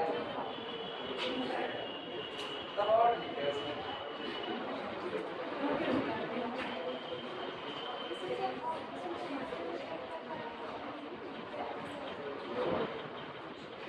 अब एक काम एग्जाम के पर्पस से जैसा यहाँ एग्जाम, देखो हम नहीं मानते इसके लिए, फिर भी कह रहे हैं एग्जाम के पर्पस से जैसा यहाँ एग्जाम है उस हिसाब से छोटे वाले कुछ नहीं बचा, मेरे ख्याल से सारे हो चुके हैं। थ्योरम बाकी है, थ्योरम पहले क्या है, जब इधर का पूरा आइडिया वैल्यू करके निकाल देंगे ना तब इसकी थ्योरम उठाएंगे, क्योंकि पहले चैप्टर की थ्योरम बहुत अनइम्पॉर्टेंट है अपने यहाँ की, वैसे तो इम्पॉर्टेंट है खूब, लेकिन अपने यहाँ ये चैप्टर इस पर बंद होता है, ठीक है। और सुनो, अब तुम लोग जिनकी कॉपी भर गई है उनके लिए कोई दिक्कत नहीं है, अब जिनकी कॉपी बची हुई है वो तकरीबन 7 पेजेस छोड़ देंगे, 7 पेजेस थ्योरम के।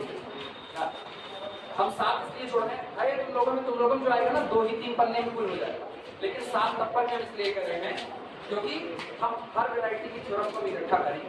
ऐसा नहीं कि मैट्रिक्स पढ़ लिया तो इसका मतलब एकदम दुनिया मैट्रिक्स पढ़ो, 7 बस गिन करके 7 केवल 7, हाँ ऐसे 7 1 2 3 4 बस 5 ही रखो, 7 नहीं 5 हो जाएगा ना। तुम लोग ऐसे भी छोटा छोटा लिखो, मेरी तरह बोर्ड थोड़ी लिख रहे बड़ा, हम लिखते हैं बोर्ड। जिसकी भर गई इसका तो टेंशन ही नहीं ना, वो तो अलग से 4 पन्ने जोड़ देगा,